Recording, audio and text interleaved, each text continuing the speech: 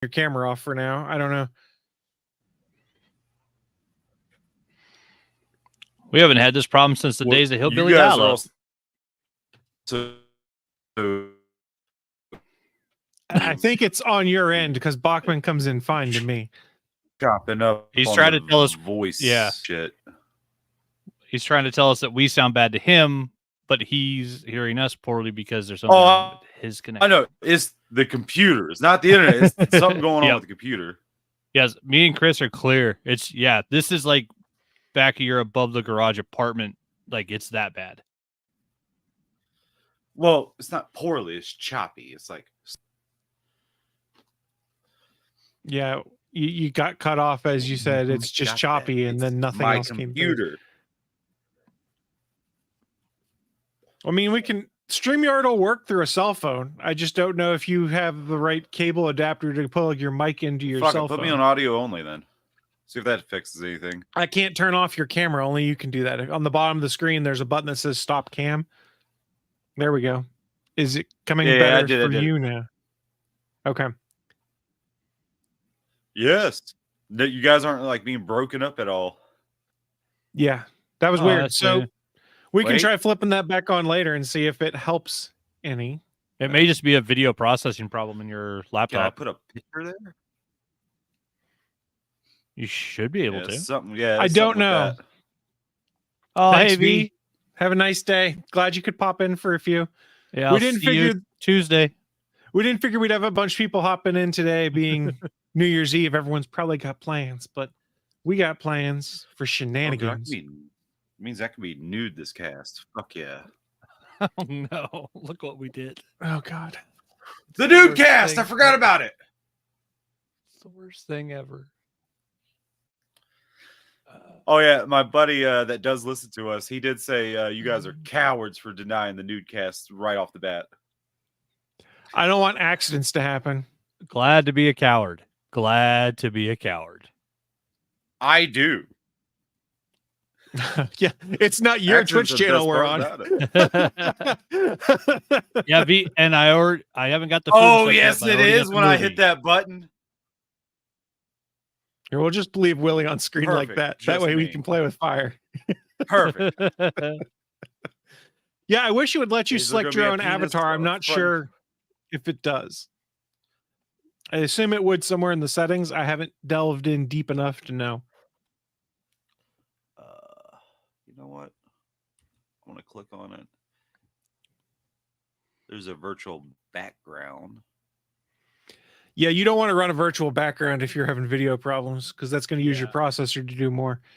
Well, no. I was gonna see if that there's nothing about we're about to count. Oh, that's probably have to leave this. Go to the I don't know. See, I can do a virtual background, but whatever. It's a little choppy. Well, I know what a virtual background is. I was just like, you're just jealous you're not on the bridge of the Enterprise. You just wish you were on the Enterprise like me.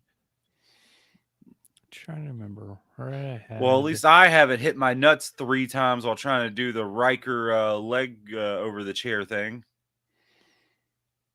And who you, Chris?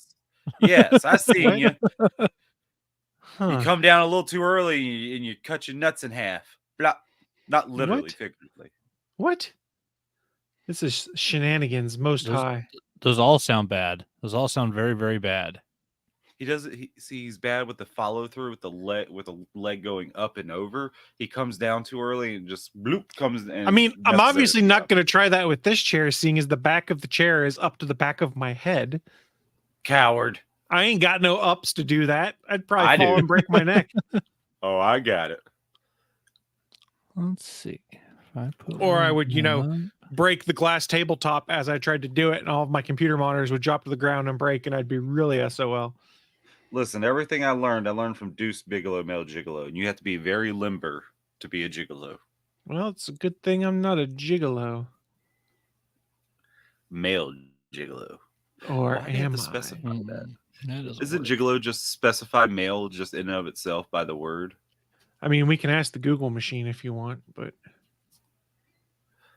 I mean, the only thing that pops up for me is the song by David Lee Roth. That's all you need. All you need is I'm love. just a I'm gigolo, just a and gigolo, everywhere I go. and everywhere I go. No. That's what they say about me. Selling I each forgot to- romance. There we go. I'll put on my virtual background to stop being sad. Yeah. And I'll be awesome instead. Nah. People. Oh yeah, Dr. Horrible Single and Blog is not on Sin2 Nerdle. I guess because it was released on YouTube and not theatrically. Yeah, technically it's not a movie because it's a web series because it had to be because they worked on it during the strike. Yeah. Yeah, I mean, I do own a Blu-ray copy on my shelf. As do I. There. So do I. Yeah, it's the first musical I ever bought. Nice. And it even though it's going to be on YouTube free forever, but who cares? Oh yeah, but I wanted all the commentary and stuff. Yeah, I thought I had that one. Well, there's got to be other. There's got to be another musical in there. I got it right. Oh yeah, Wizard of Oz is up there. That's kind of a musical. No, Wizard of Oz has songs that it is not a musical. There's a difference. Musicals are like 90% plus to songs. This day. Yeah, but a musical is something where the narrative is almost fully told through song. Yep. Like Broadway kind of stuff. You're like moving Broadway the story forward. Well, yeah, listen, you're with all music. You can take the songs out of the Wizard of Oz. Theater. Uh-huh. You can take the songs of the Wizard of Oz and it's the same story. It's not a musical.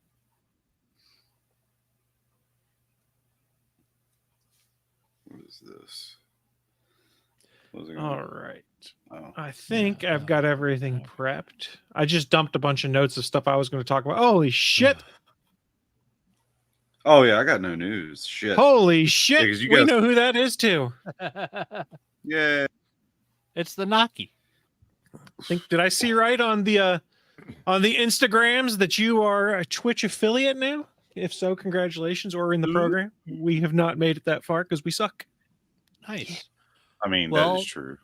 I made it that far once and then lost access to my account. I was a Twitch affiliate. Yeah, congrats, Naki. That's awesome.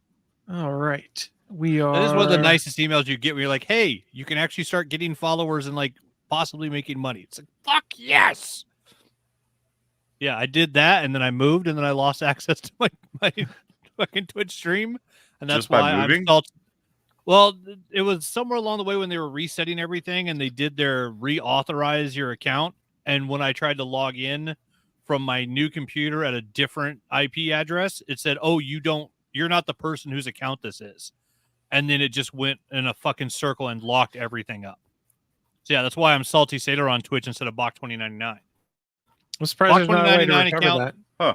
Huh. I tried, but also I didn't care enough because I wasn't streaming anymore. So I mean, if I was still doing like, Dead by Daylight 3 days a week, I would care and actually get it back. But I'm not streaming games anymore at all. So what the hell? I just stream. Could stream Sin2 Nerdle. Billy, I don't think you can stream much of anything. Oh shit. Yeah. Hopefully it doesn't happen to you, Nagi. Especially if you have I think also the big thing was when they set up the second party authorization. If you have that set up, like with the security thing on your phone and stuff. Everyone turn on 2-factor if you don't already, please. Yeah. If you've got 2-factor set up on your Twitch, you should be fine. Yeah, it was when they were creating that, they were reauthorizing everybody, and I moved at the same time, and yeah, it fucked up everything. We're going to start the stream itself at the 12-minute mark, so we got 50 seconds. 50 seconds. 50. Oh, shit. Damn, Chris made a whole big old list.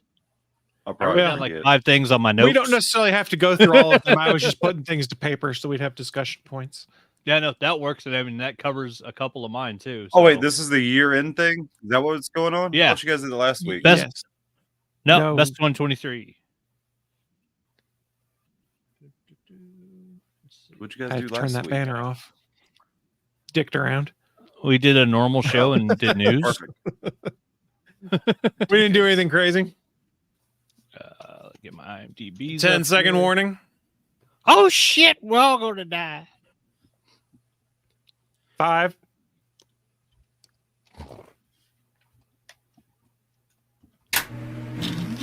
I'm Stephen John Drew from the official GonnaGeek.com podcast, a proud member of the Gonna Geek Network, just like the one you're listening to now. The opinions expressed are those of each individual.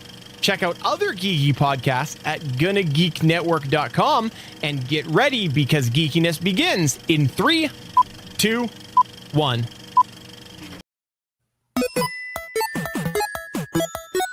Stand by for a brand new episode of All Things Good and Nerdy.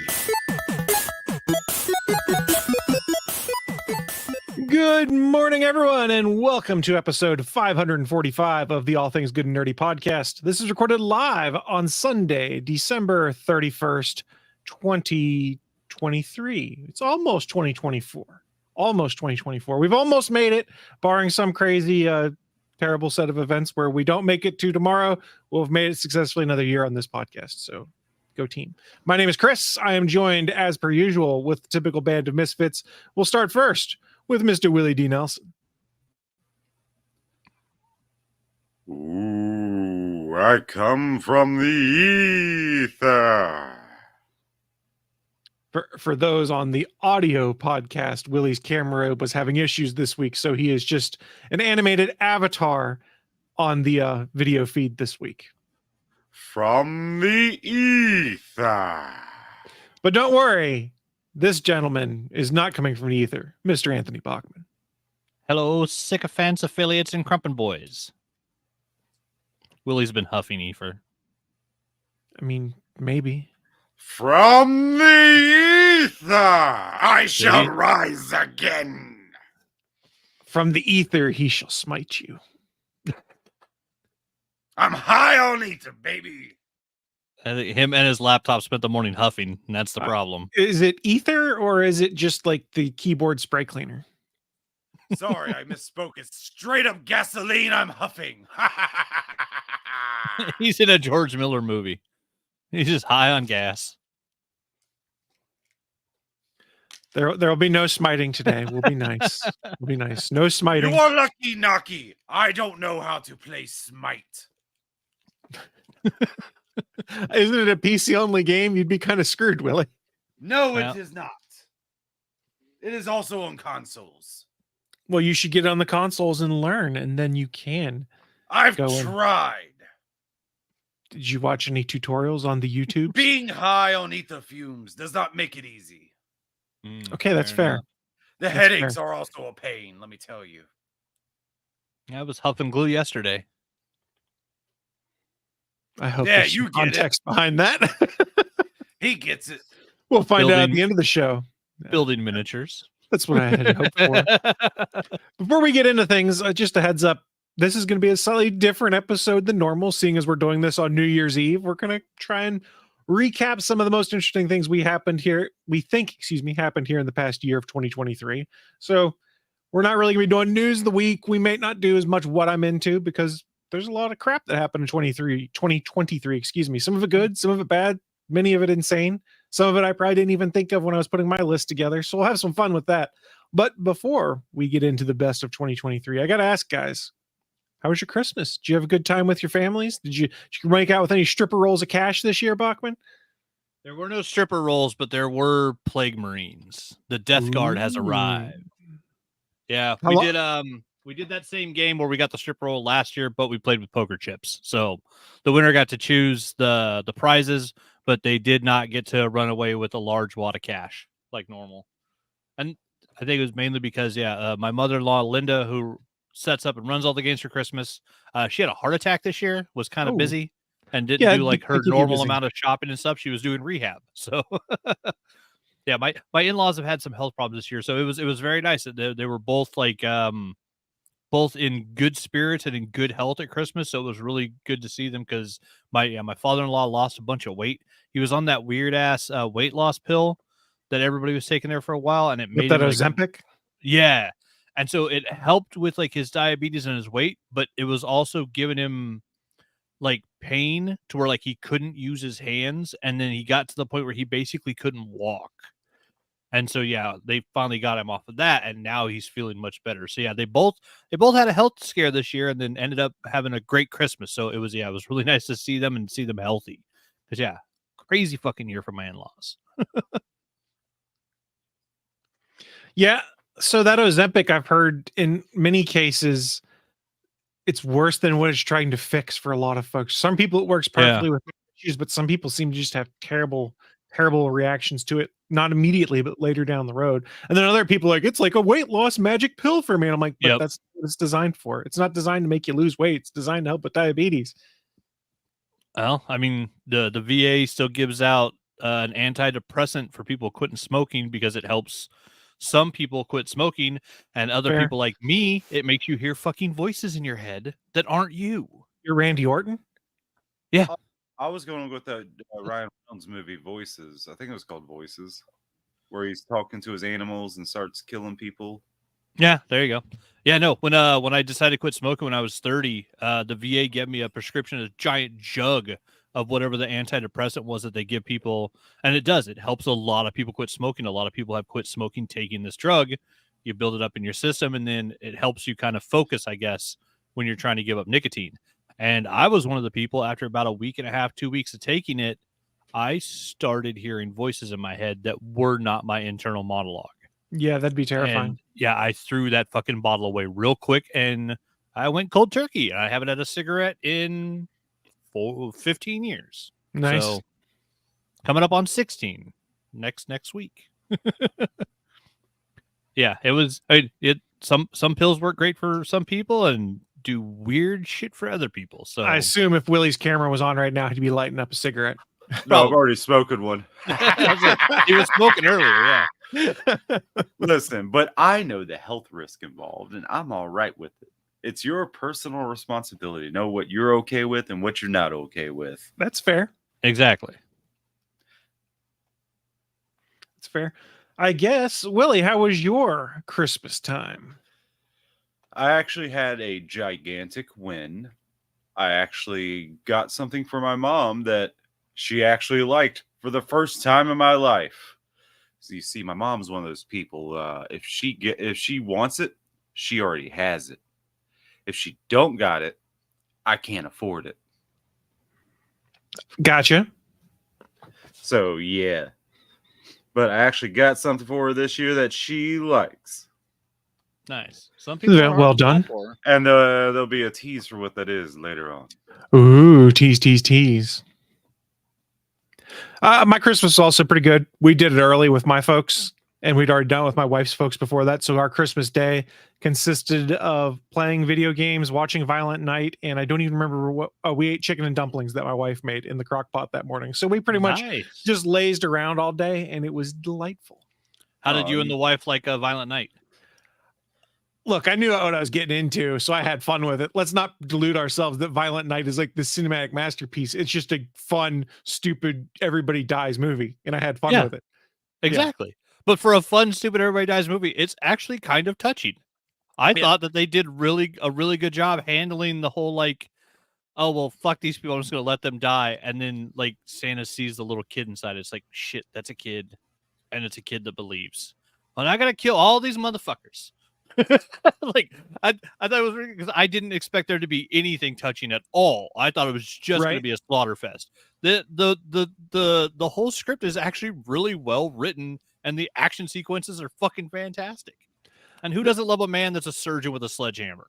Right. I guess I was on a David Harbour kick though, because then like the next day I wanted to watch a movie. I watched Gran Turismo on Netflix finally, which was the one that's based off of the story. Yeah, it's on Netflix now. It's actually really good. Yeah, we have a movie Wreck from Naki, Lord of Misrule on Amazon, a delightful horror thriller. They watched it on Christmas for their Christmas celebration. Lord of Misrule. Well, let's add that. I have a new movie I saw coming up later. Watch it on Amazon before you start getting ads, because the ads start in the new year. Bastards. Oh, shit. You have 12 and a half hours. Fuck. Right. I don't know. I only watch Amazon Prime for Reacher, The Boys and Gen V. So whatever. If they front load the ads, I'll get over it real easily. Yeah, Not it's, you like If it's weird. I'm trying to think because I think Hulu right now is the only thing we watch with ads, and it's weird because it's the only time we'll be watching a movie and all of a sudden it'll stop and go to commercial. We're like, oh yeah, we're watching this on Hulu. Yeah.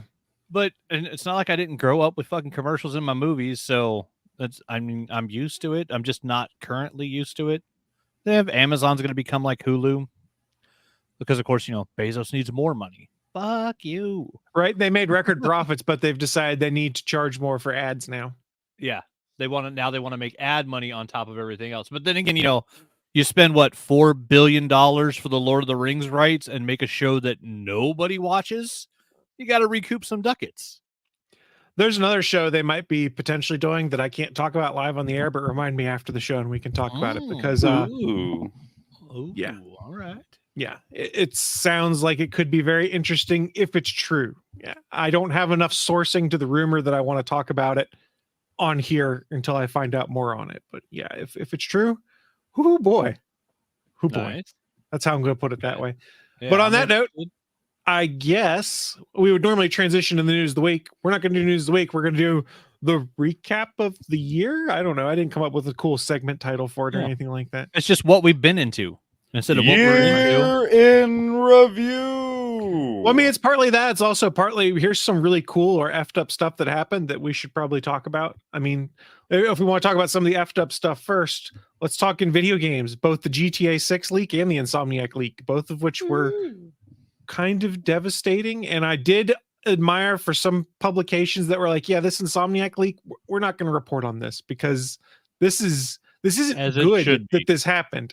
Yes, there's a lot of facts and interesting stuff that came out as a result of that, but we shouldn't know that. We shouldn't know how the sausage is made. That Insomniac leak was brutal for them. All the stuff that came out there. Like there's a working version of the Wolverine game you can play on PC that's floating around the internet right now. Yikes. So they did release game code? They did release a working version of Wolverine. I don't know how old of a version it is, but in theory, people could be playing what is certainly not the final version of Wolverine. Well, yeah. Yeah. Oh, it's Wolverine Origins all over again. Hey, that was a good game. The game was good. The movie sucked. I'll say in the movie leak, because the Yeah. movie leaked before the CGI was done.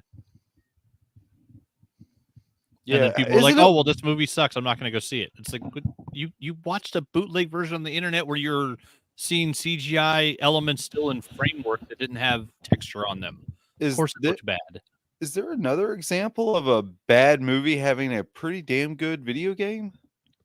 No, because it's usually always the video Hmm. game that's the worst part for movie adaptations. Yeah. Like, I'm trying to think. Like, that's the one where it's a bad movie, but great goddamn game. I wish that game was backwards compatible so I could go back and play it. Like one of the coolest things about that game was Wait, as you're playing as Wolverine, like you see yourself getting shot and shredded and flesh falling off and just skeleton remains. And as you heal, you see your body heal while you're playing in game. It was really cool. And this is what, an Xbox One game?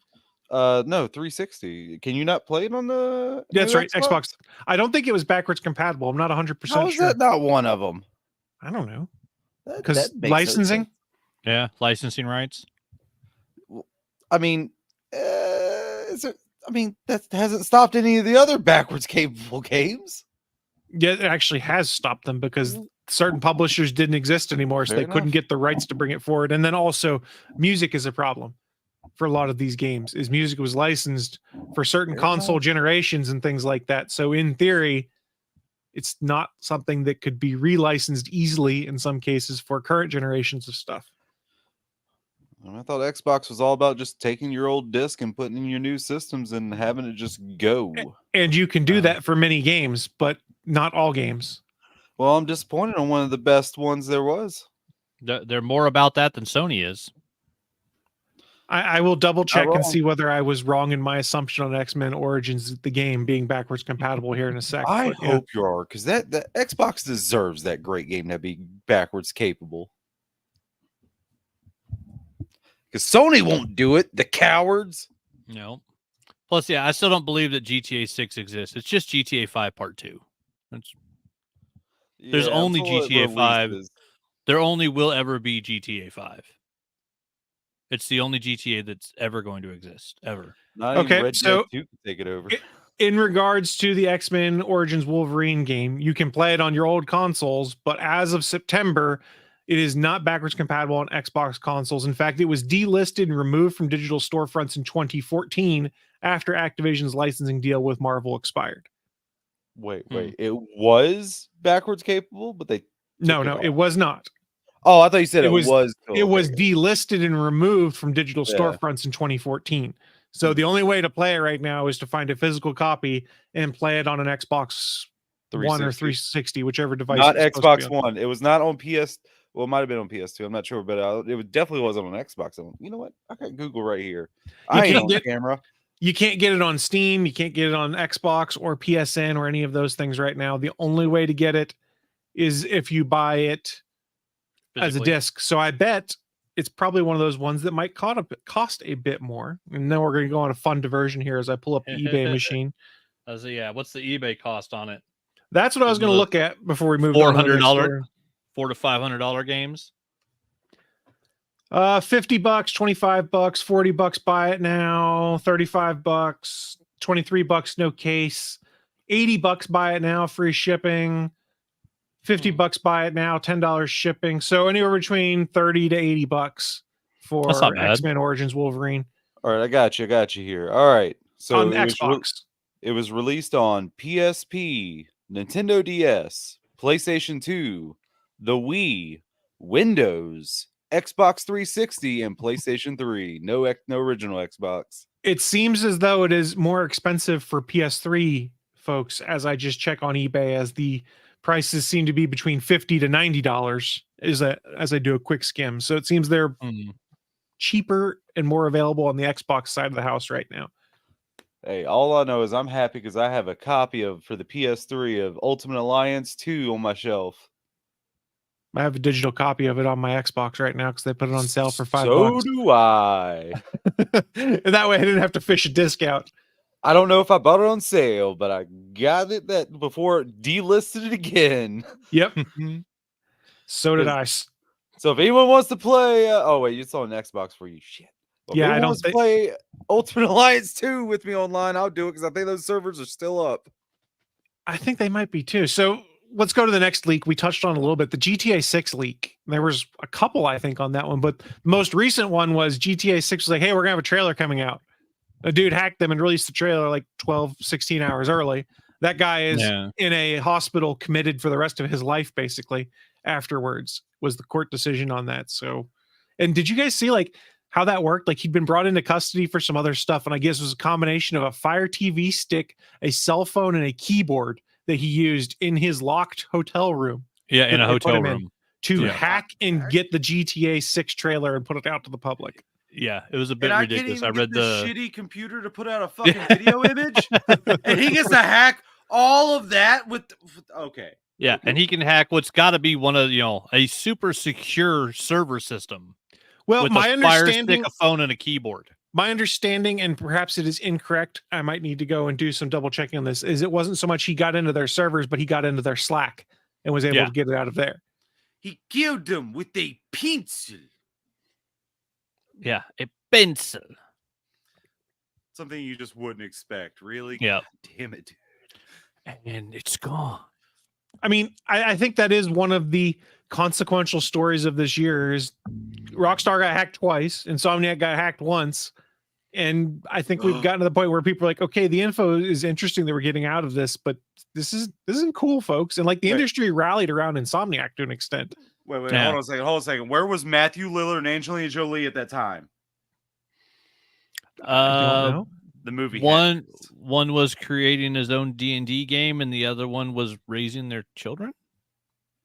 Yeah, could be. They don't raise their own children. Get out of here. They got I'm- nannies. I think Matthew Lillard's D&D game is now on Tubi also, as they did like a live action accompaniment or something like that. Yeah. But his is Beetle and Grimm's, I think. Something like that. And yeah, they're doing like a Critical Role thing where him and his lots of actor and voiceover friends are doing their D&D sessions live now. Well, I mean, I also saw Fisher Stevens trying to tiptoe away, but I think we got him too. So some other stuff in the gaming world, and this isn't this is kind of my own personal list of things I found interesting. We can of course supplement, and it may not match you guys who are watching or listening. Marvel Spider-Man 2. I really enjoyed the hell out of it. It's a game I wasn't necessarily expecting to get to play because I wasn't 100% on board with buying a PlayStation 5, and this is where I'll toot my own lucky horn. I got mine for free. Thank you, Danhausen. Love that Danhausen. Professional wrestler with All Elite Wrestling. He did a giveaway on his whatnot, and I won a PlayStation 5. Now, I've probably bought enough merch after that. I could have bought a PlayStation 5 myself, but hey, it works. And then you wouldn't have the merch. Now you have the It's merch true. and the PlayStation. Now I got merch and a PlayStation. So I was able to jump onto Spider-Man 2. I think I got the PlayStation like a month and a half beforehand. Was able to play Miles Morales because I hadn't played that on the PS4. And then I think about a week after I beat Miles Morales is when Spider-Man 2 came out and played the hell out of it. I know Willie's played through it. I don't know if Bachman's had a chance to play it yet. Sadly, the only one of us with a Spider-Man tattoo hasn't played Spider-Man 2 yet. Well, that's your misfortune. I haven't bought the game yet. I'm waiting for a really good sale, and it didn't go on that much of a sale for Christmas. Plus, like I said, I'm about to finish Uncharted 4, and I have the full Mass Effect Legendary to play through, and then all 3 BioShocks. And what was the other one you wanted me to play? The greatest game series known to man. Oh, the dragon stuff, maybe. Like a dragon. Start As with it is- Yakuza 0, though. I have a ton of games to play, and I don't need to drop $80 on a new game, even though it does look cool. And I did replay Miles on the PS5 just for the fun of it, because yeah, those games are awesome. I fucking love Insomniac. Between Spider-Man and Ratchet and Clank, I think Insomniac's really the only reason at this point I'm a PlayStation fanboy and won't go to Xbox, is because I would want to buy a PlayStation just to get the new Ratchet and Clank or Spider-Man. Yeah, been there. That was me last generation. Yeah. Wait, exactly. wait. With that Insomniac leak, are we getting another Ratchet and Clank game anytime soon? I just always assume there's another Ratchet and Clank in the works. They've done like 7. They're fucking awesome. They're the best platformers on the new gen consoles always. Shooter platformers. Ratchet, shooter platform. Like Ratchet and Clank are they're fun games, and they're just plain fun. We've got My Fave Tech on the YouTube channel chiming in saying happy Sunday, guys. Not sure what time it is where you are, but they're in Arizona at 9:35. He's Those in my lucky time zone. bastards. Yep. Yeah, Those over here in the lucky mountains. bastards have no fucking daylight savings time. That's You're true. not wrong. Yeah. One of the God, smart it was states. Arizona and who else? There's 2 states. It's Arizona. Indiana is the other one that does it now. Mm, It's a I can't weird one in the no, it's middle. not Indiana. I don't think so because I have friends in Indiana and they never said about anything about being different times. Maybe it's Iowa. I remember it was one of the weird Ooh. ones in like Central America. Central America. Well, yeah, they're in the middle of the country. Down They're not below the Midwest. Mexico? You know what It the might be Midwest Indiana. is? Because Naki was saying Indiana too. She thought it Indiana, was. too. Yeah. Indiana? Let me see. I'm looking this up. Yeah, I'm not going to call anything east of the Mississippi the Midwest. You know what Midwest Right. is? Colorado. That's the Midwest. I love Colorado. If you're on that side of Texas, you are not fucking Middle America. You're Central America. Right. Back to Spider-Man 2, though. While I enjoyed the game, I'll be the first to admit there are some flaws with it, some of which they are working on. And prior to the hack, they were working on the first major patch and update, and that had gotten pushed off until the beginning of 2024. Mostly what I'm looking forward to is New Game Plus, because I want to replay the game, but I'm not sure I want to restart from scratch replaying the game, because some of those things you have to go and collect, like all the little robot spiders and things like that, it's a pain in the ass. I don't want to have to do it again. So I want New Game Plus. They weren't that bad. Oh, I'm trying to remember. Did you play which was it was one of the ones on Xbox 360, I think. It might have been Web of Shadows. Was that the one where you collected the 1,000 spider icons that floated spinning in the air? That's And where once you- some people collected 1,000 spider icons. oh. No. Yes, didn't. Once you collected 1,000 of them, the second 1,000 appeared. Yeah. Wasn't that There one was- of the Amazing Spider-Man movie games? I think It might have been like Amazing Spider-Man 2. I can't remember which game it I was, never but yeah. played any of them, but that sounds like it might be more Yeah. of those. But it could Af- be Web of Shadows. I'm sorry. After that, I can't really complain about collectibles in Spider-Man games again, because literally you collected 1,000 floating spider icons, and when you got number 1,000, 1,001 through 2,000 appeared. I'm like, are you fucking kidding me? That was the biggest kick in the balls I ever got in a Spider-Man game. But yeah, I'll never complain about collectibles again after that, Nor because I should collected all 2,000 of them. So that studio definitely looked up how to pad game time. Yeah, they did. That was my thoughts. Yeah, they did. So, how do we add more gameplay time by Uh-huh. having them not actually play the game and just roam around and get shit? Oh, cool. Running around, little floating icons. That's where I'll give him credit for Spider-Man 2, is it's not like you had to go super out of your way for a lot of the collectibles and stuff that was out there. But I don't mind doing it once. I don't necessarily want to do it again. Hmm. That's why I like new game pluses, because I don't have to do it all again. Yeah, you can play the game again without having to do all the collectible stuff. Insomniac is good about that, though. Usually, because like on Amazing Spider-Man, the first one, on Miles, you can really do like the take the photos, collect the hidden items. Most of that as you're going through and actually playing the story, you basically path along where all those hidden items are. So if you want to, you can kind of just collect as you go and just get everything done while still playing the story game, which is nice. They do that fairly well. Let's see. Other stuff I wanted to touch on, just surprising to me, Cyberpunk 2077's resurgence with the Phantom Liberty DLC. If this is the game that had come out originally 2 years ago, 3 years ago, it would be a very different conversation we'd be having. I still have my own heartburn over the fact that with this last patch, they basically redid all the skill trees, which meant I had to respec everything. And my guy who I thought was a badass lost some of his abilities that made him a badass as I respec'd. So that was slightly frustrating going into it, but I was pleasantly surprised with the DLC and the final end state of Cyberpunk 2077. Now, full disclosure, I've liked the game since it came out, despite the issues it had at launch. See, other thing I wanted to bring up, Starfield, one of the first big successes coming out from Xbox in a while, coming straight to Game Pass. Although it's kind of getting review bombed now, and I'm not exactly sure why. Like the Steam reviews have all started dropping all of a sudden. What did? Starfield. Oh yeah. Ugh. Is it all those crazy No Man's Sky fans just hating I on have no Starfield? idea. I I enjoyed it. I got a bunch of time into it. There's probably a ton more video game stuff we could talk about. I had one last thing I wanted to mention, then I'll open up to you guys if there's any game stuff that I missed that you wanted to discuss. I don't get the PlayStation Portal. I just don't get it.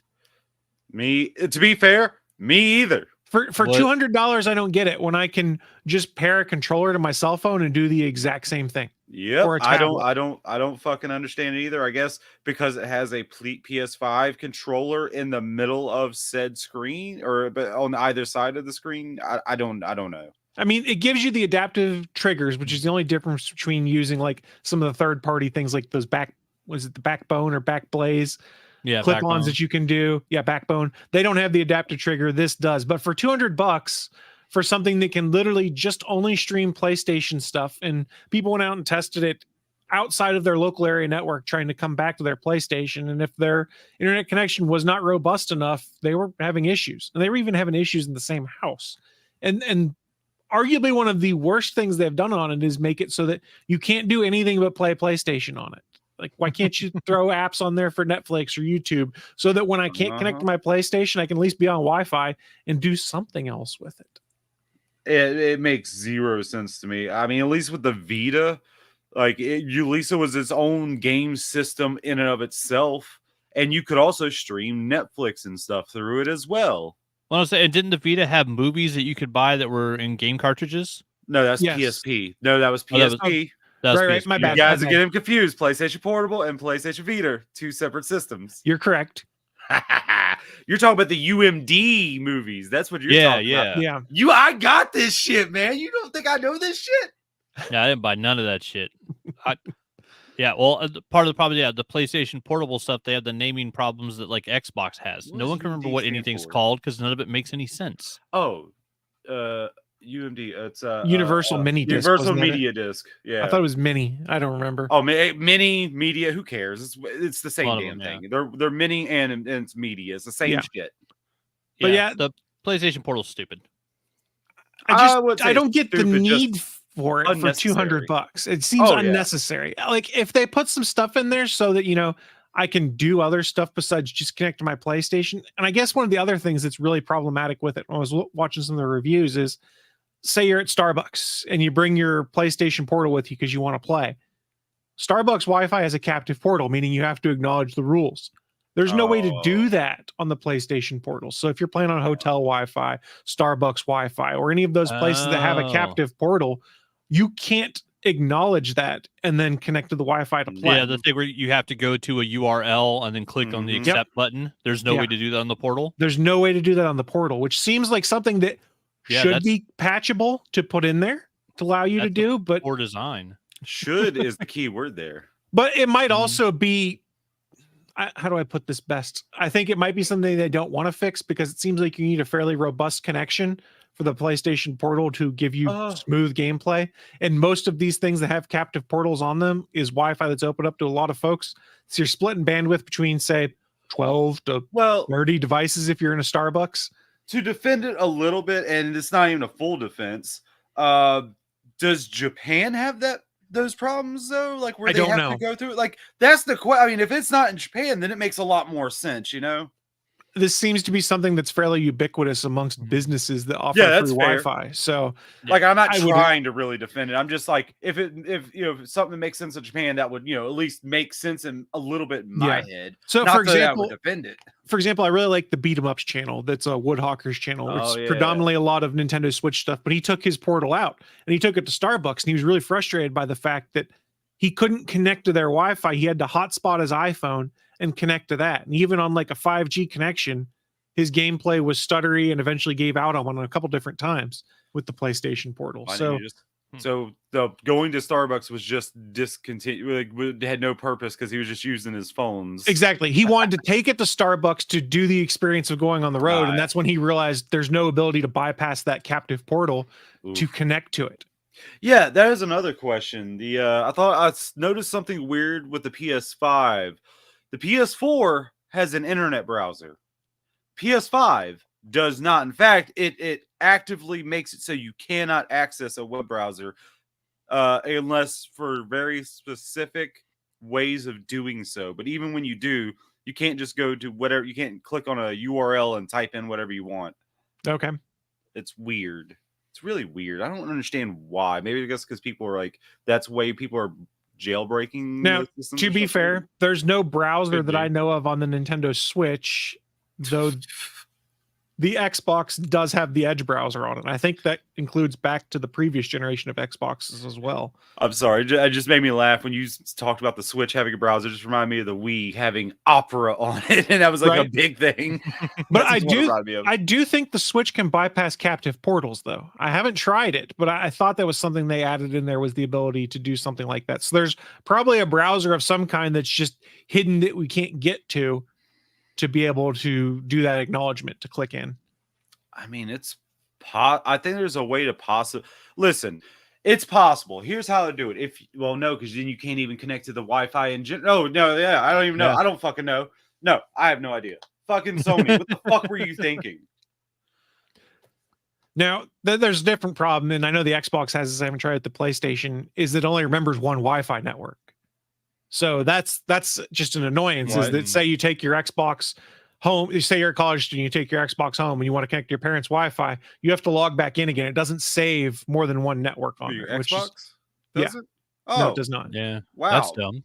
Yeah, PS4. It remembered everywhere I took it. It was like, oh yeah, I know this one. Yeah, I Like, wasn't sure because I honestly haven't nice. tried it because both my PS4 and PS5, once I brought them home, have never left the house. They've changed Huh. rooms, but that's about it. I mean, I never even thought about it with Xbox. I just thought it just did it. Yeah, I did too. But evidently it's a problem for folks. Like I said, I haven't run into it because my use case isn't me bringing my Xbox with me. Yeah, anywhere. you don't take it anywhere. It's just there. Exactly.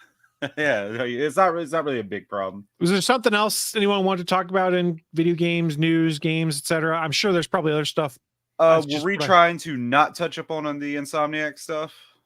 I mean, we If you're can't not do- trying to, I understand.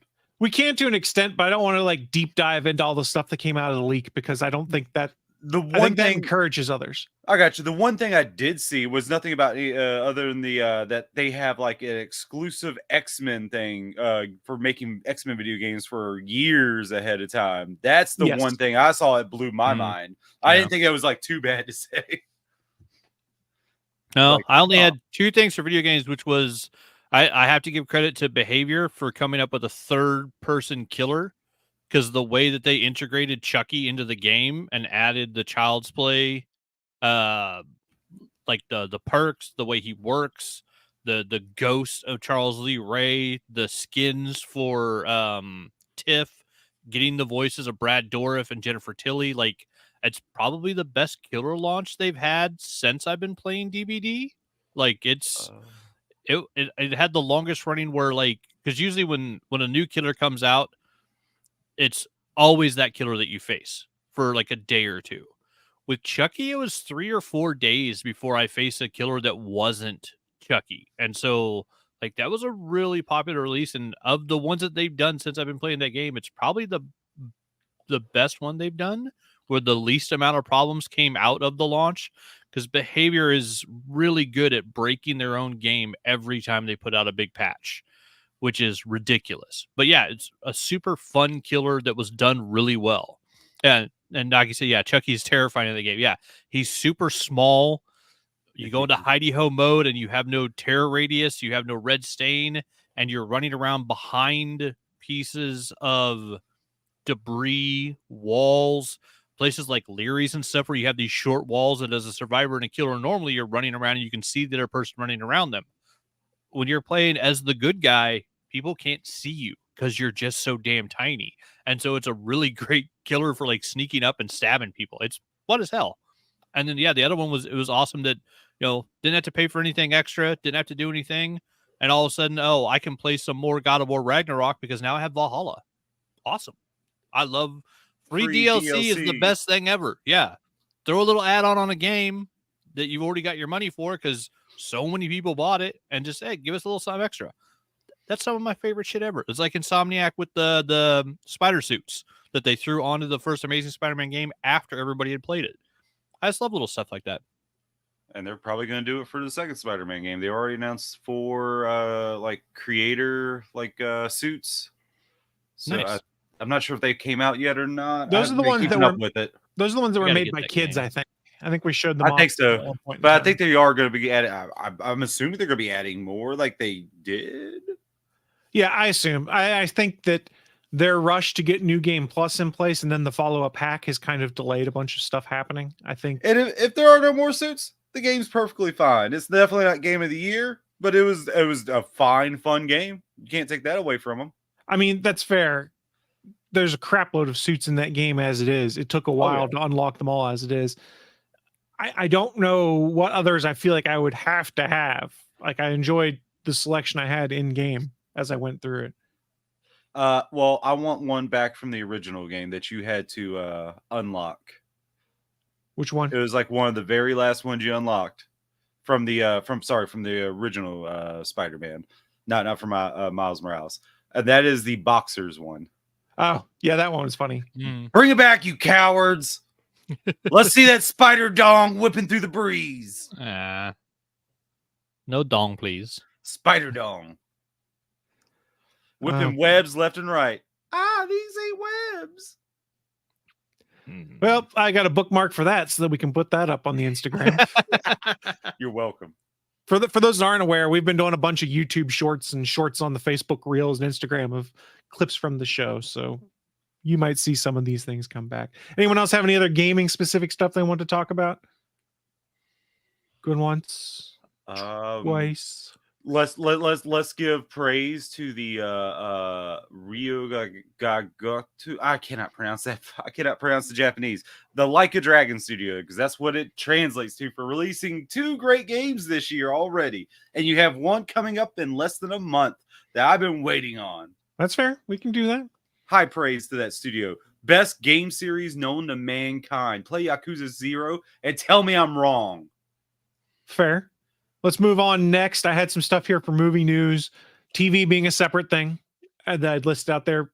Please feel free to sprinkle in your own stuff as we go. For me, one of the main things that I just enjoyed and I'd kind of forgotten was actually 2023 because it feels like forever ago.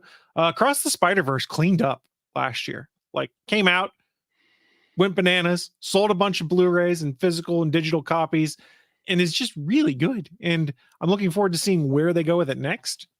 And it's a good story. Now, I think we should probably also be cognizant of the fact that it seems like they burnt out a bunch of animators on that. So I don't think rating it quickly. And that animator burnout is a separate issue that we're going to see for both special effects and animators throughout the industry, I think, as you see more and more starting to unionize and try to get a little bit of control when it comes to burnout. Same thing we should be seeing in the video game industry too. Yeah. Oh, and also, I think it's probably the best example of the part 1 of 2 movies that were released this year.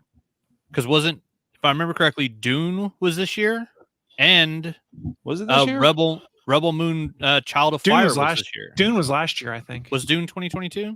Yeah, I think so. Because that was Yeah, that but came out. still, That still came your out point. 2021 or 2022, I think, because it was. Hmm. Or am But I getting still- that confused with the last? I don't know.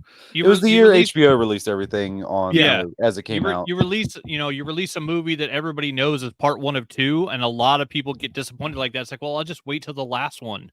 I'll wait till the whole thing's done, and then I'll watch it. And so, like, that throws some people off. That did not slow anybody down from going to see Across the Spider-Verse in the theaters, even knowing that it was part 1 of 2 of a continuing story. To be fair, most people forgot that was going to be the case, though, too, when it came to the Across the Spider-Verse. Even though they'd said like 2 years before, "Hey, this movie's going to be split into 2," most people forgot and then went in and were like, "Wait, what?"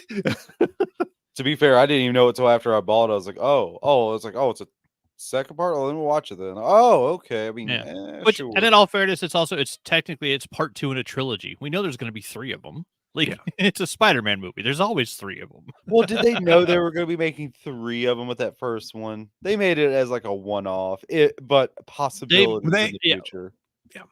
Yeah, they made it as a one-off, knowing that they had a ton of Spider-Verse stories they could tell from the comics, and that they thought, hey, this is a really unique way of doing animation. And if people like it, we're going to be rock stars. If people had hated the way Into the Spider-Verse looked, it might not have done well. But that unique animation style, people dug it. It doesn't look like anything else. There's no anime, there's no American cartoons, there's no shows on Netflix. Nothing out there looks like the Spider-Verse movies. Oh, which and is Bachman, cool. The 2 movies for Cine to Nerdle today are Spider-Man Across the Spider-Verse and the Super Mario Brothers movie of 2023. Those are the 2 starting movies. Voices, that's tougher. All right.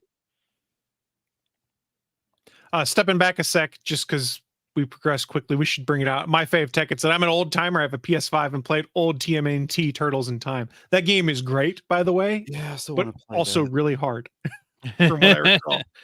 All the Turtles games were hard. The Turtles have never had an easy game. Like, you're not wrong. I don't know what it is. They always make any Turtles game, especially don't give me that. What was the one that had the swimming level? Like, it was worse than Mario. The first Teenage Mutant Ninja Turtles game that was on the original Nintendo. That also the cover had them in like the original like red bandanas. It took the comic book cover, but they still had the individual colors in the game. It was like, why did they do this? Yeah, the swimming level on that was like Battletoads hard. It was awful. I mean, you get through it. You just might lose a turtle or 2. You might lose your sanity 2 or 3 times. It's just like the same with the Zelda games. Anytime there's a water temple after Ocarina of Time, I've broken into a cold sweat because I remember how hard the water temple was, let alone the Master Quest version of it. It wasn't hard. It was just tedious, and you had to remember where the fuck you need to go. Just tedium. All right, so next up, some movie stuff. This one will be pretty quick. We got our first casting news for the Fantastic Four, and it's Pedro Pascal as Reed Richards, which I wasn't expecting. Official? I'm not necessarily disappointed with it. It's just I was like, I didn't expect Pedro for that role. Official? It is official. Pedro Pascal is Mr. Fantastic. Yeah, I know I heard a rumor, but nice. It has been confirmed. They have not confirmed any other casting at this point in time, but Pedro is official, continuing his trend of being everyone's favorite daddy. There better not be going to be the MCU daddy. There better be a cameo from another Marvel character, and I want to see them driving in a car together, just smiling at each other. I want to see Mr. Fantastic and Ghost Rider just driving together, and just Mr. Fantastic just smiling at him, and Ghost Rider's like, "What the fuck am I doing here?" Wouldn't Ghost Rider be driving? Why would Ghost Rider be a passenger? It's the scene from The Unbearable Weight of Massive Talent where it's just the same meme that but the only thing Ghost Rider does is drive vehicles. He can't be a rider at one point in time. He's Ghost Rider, not Ghost Driver. Yeah, that he is Ghost Rider. Hey, let's not go back. Hey, you know what? Fuck you. Let's go back to PBS. Let's go back to Ghost Writer. I loved that show as a kid. So did I. When I was in elementary school, my class was 2 different classes were used as someone's master's thesis or something like that, and it was do kids retain better if closed captioning is turned off or on for Ghost Writer? So one of the classes watched it without closed caption, and the others watched with audio and closed captions on. And it was part of their research was to see whether that was helpful for folks. I was in the class with captions on, and I'm one of those folks, like, I can do it with captions on, but I tend to read a lot faster than when I hear things. So then I get way ahead as I'm reading things. I'm like, okay, they're still saying it. And then you're distracted by like, Sometimes. oh, I gotta wait on them. Sometimes. That's weird. I used to never ever use closed captioning, and the wife puts it on everything, and so now I've gotten used to it. I watch everything with closed captioning on now. You don't miss dialogue. Yeah. Naki knows. Naki in the chat room saying Ghost Rider was so good. But you see, we're all of a similar generation when Ghost Rider was a big thing on PBS. Yeah, see, I've never heard of it. I don't know what you're talking about. I mean, that's why I was like, well, some of us. Hey, and if we're going down a PBS rabbit hole, let's talk about one of the greatest shows that you've ever had. The Electric Company. Wishbone. Yeah, it was Wishbone was great. I'm waiting for Naki to say, I love Wishbone. Yeah, my Gen X is showing here, you bunch of fucking millennials.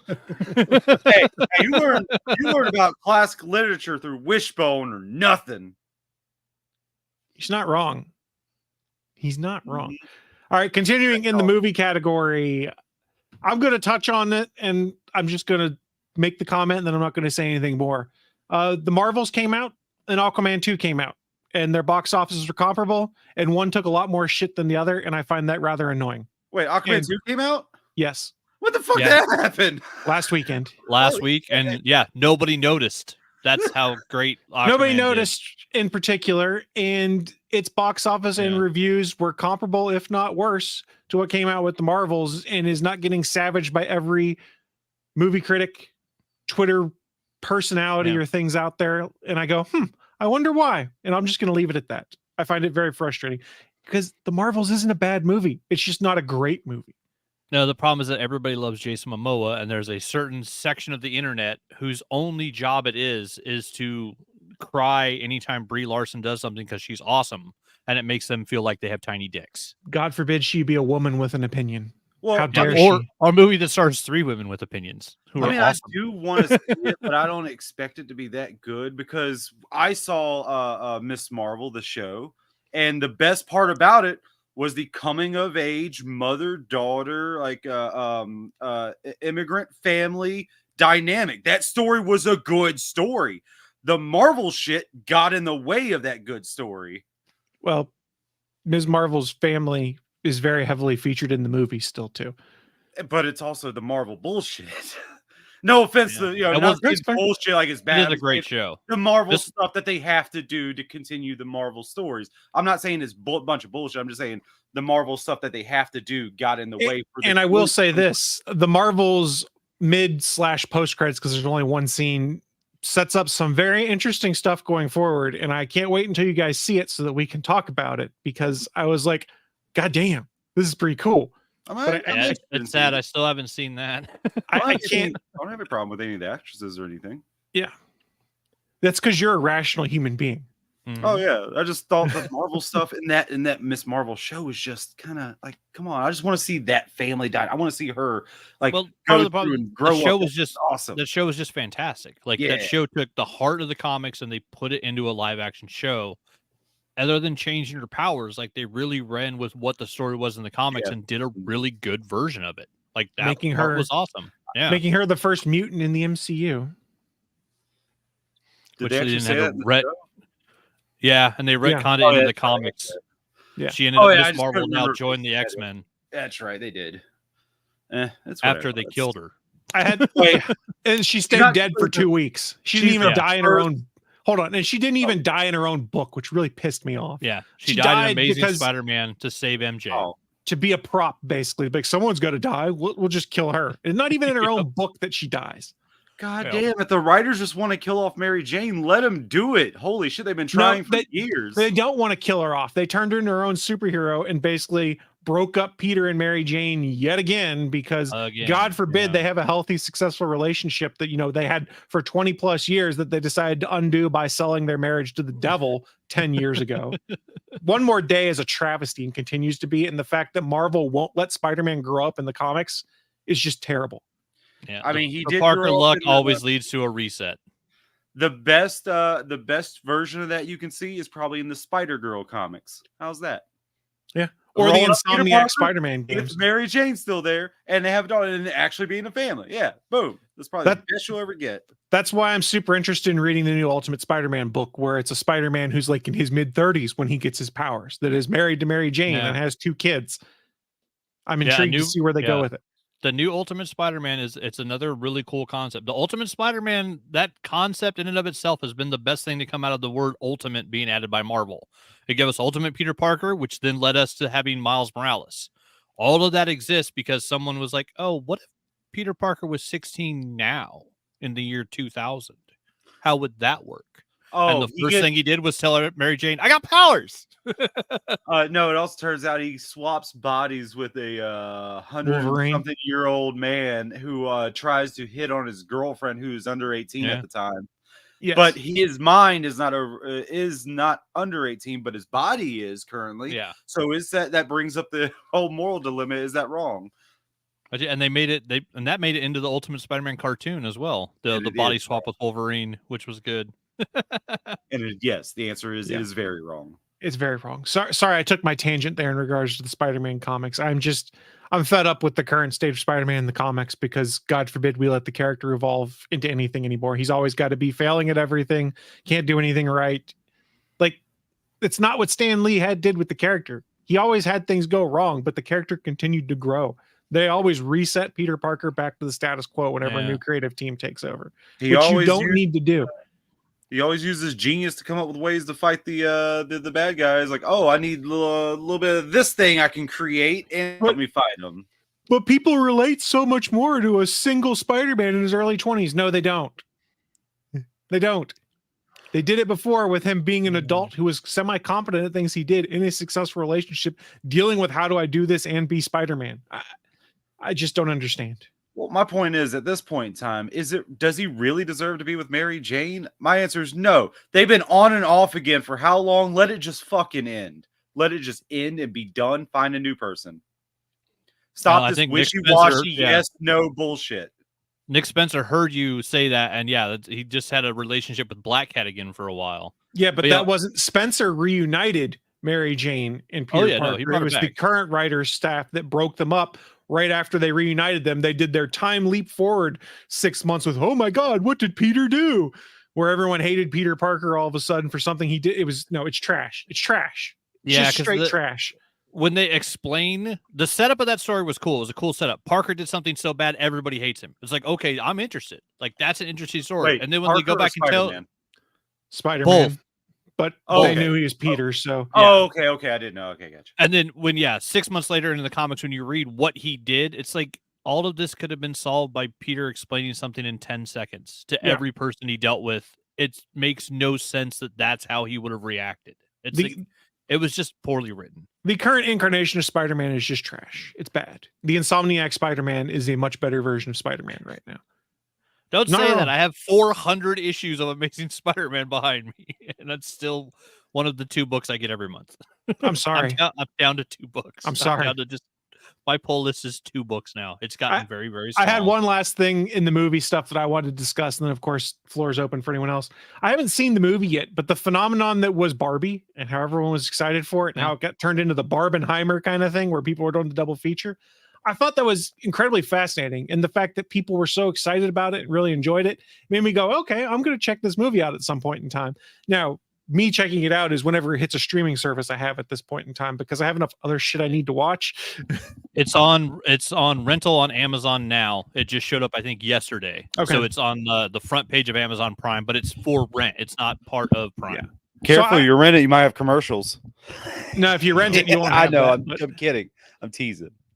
I want to see it, but I enjoyed the fact how many people seemed genuinely excited to go and see it. And it became one of those cultural touchstone moments, for lack of a better term, because everyone had such excitement and buzz around it that even the dumb internet trolls were getting drowned out by people like, oh, I can't wait to go and see this movie.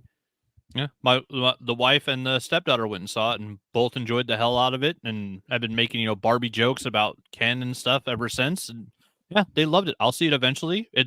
It's one of those things like, hey, wasn't designed for me. I'm not the audience for it, but that does not mean I have to hate on it. Like, Right. let people and don't yuck people's yum. Enjoy what you enjoy. Let people enjoy things. Yeah. Hell yeah. no. Fuck people. People enjoy things. Look, No. I don't like the current run of Spider-Man, for instance, but I'm not going to tell people don't read it if they like it. I'm just going to say I think it's trash.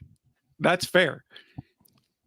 Well, plus, I mean, whether or not I like Nick Spencer, because it literally goes like this. It goes Stan Lee, and then Dan Slott, and then everybody else that's written Spider-Man, like Brian Michael Bendis, maybe in the third spot, and then everybody else is way down below that.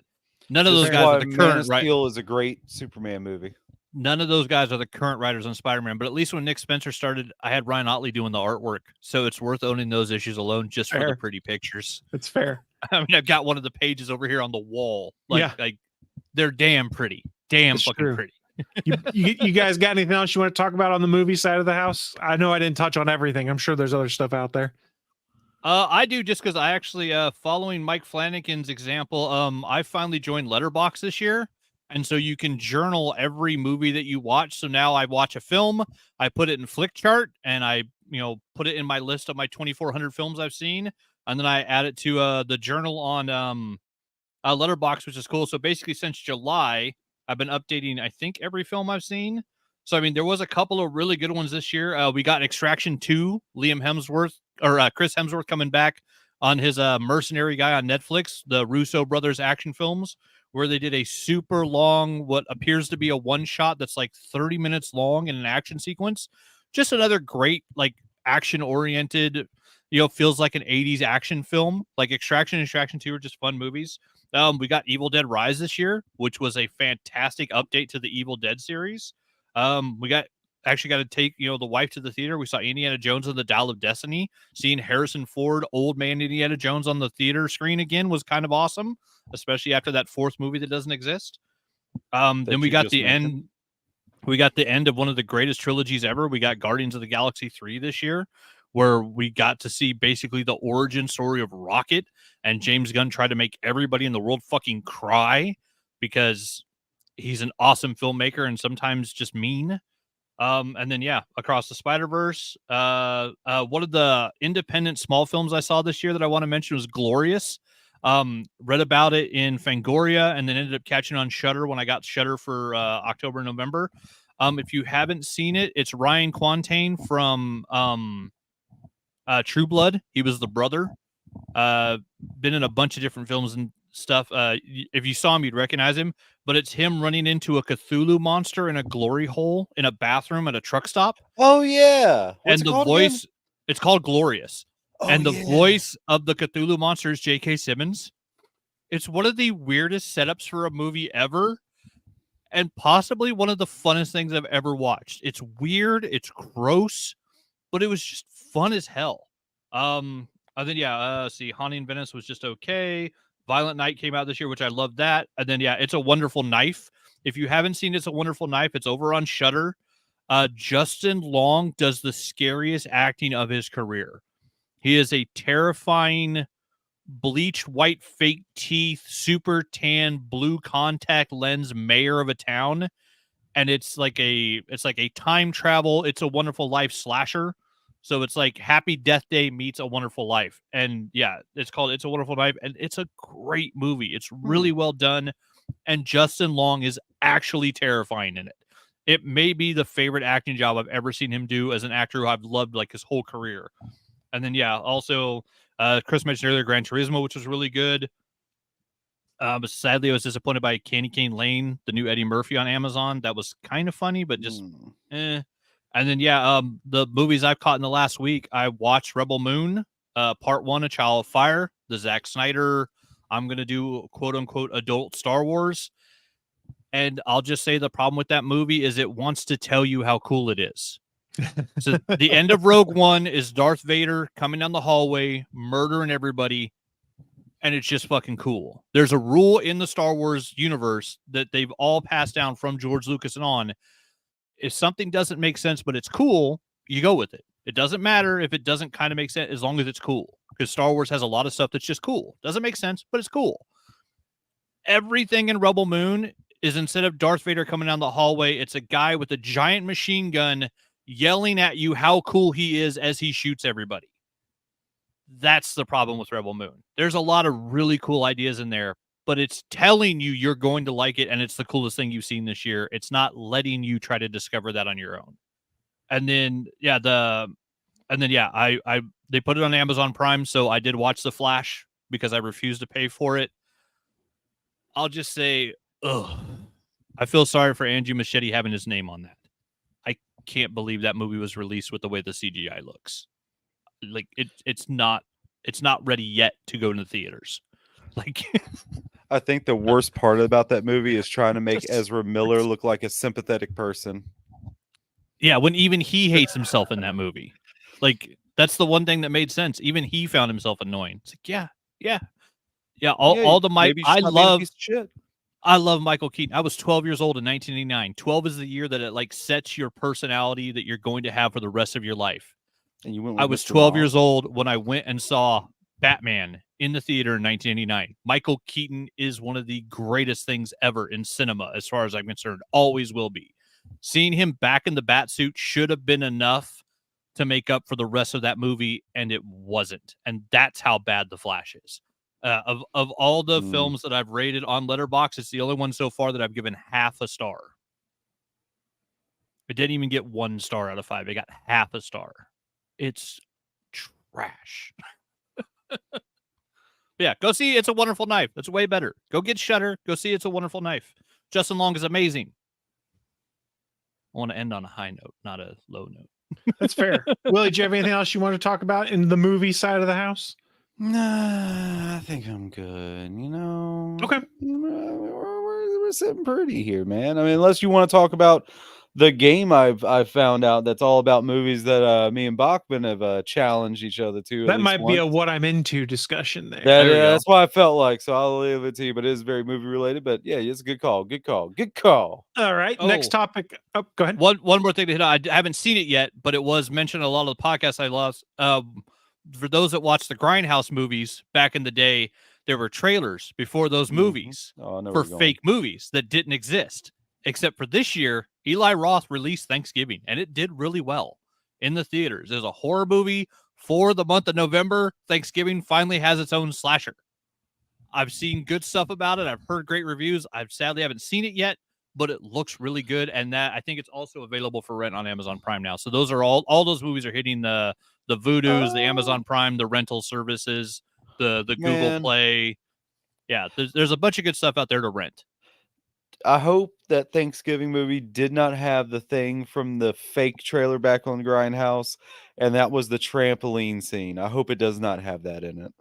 I don't know. I remember he said when he talked to Mick Garris on a post-mortem about it, he said that basically they started filming, trying to make the movie that was in the original Grindhouse trailer, and there was something that they realized they couldn't do, and it didn't make sense for any type of story they were trying to tell, so they did change part of it.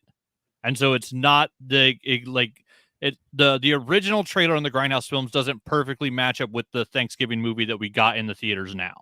They did have to change some stuff. So I'm not sure about the trampoline scene, just because I can't even remember it. It's been so long. But I do know that Eli Roth is someone jumping on it and then like coming down for like a butt bounce thing, and all you see is a knife come up from the bottom. Oh, okay. That's what I hope not to see. I don't know if that's in the movie or not, but I know Eli Roth said they did have to change some stuff when they actually did do the film. So I think that was the Thanksgiving one. There was a couple. It might have been a different one, but I think it was the Thanksgiving one. Yeah, that movie does look good. I want to see that one too. Too much stuff out there. TV news and shows and things like that, things I enjoyed.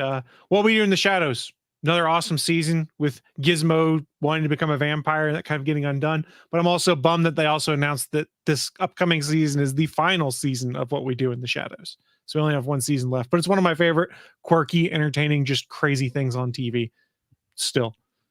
I've seen the first 4 seasons, I think. Yeah, that was one where like the first 1 or 2 episodes, I'm like, this is just fucking weird. And then once you get into it, like it is one of the funniest shows on television.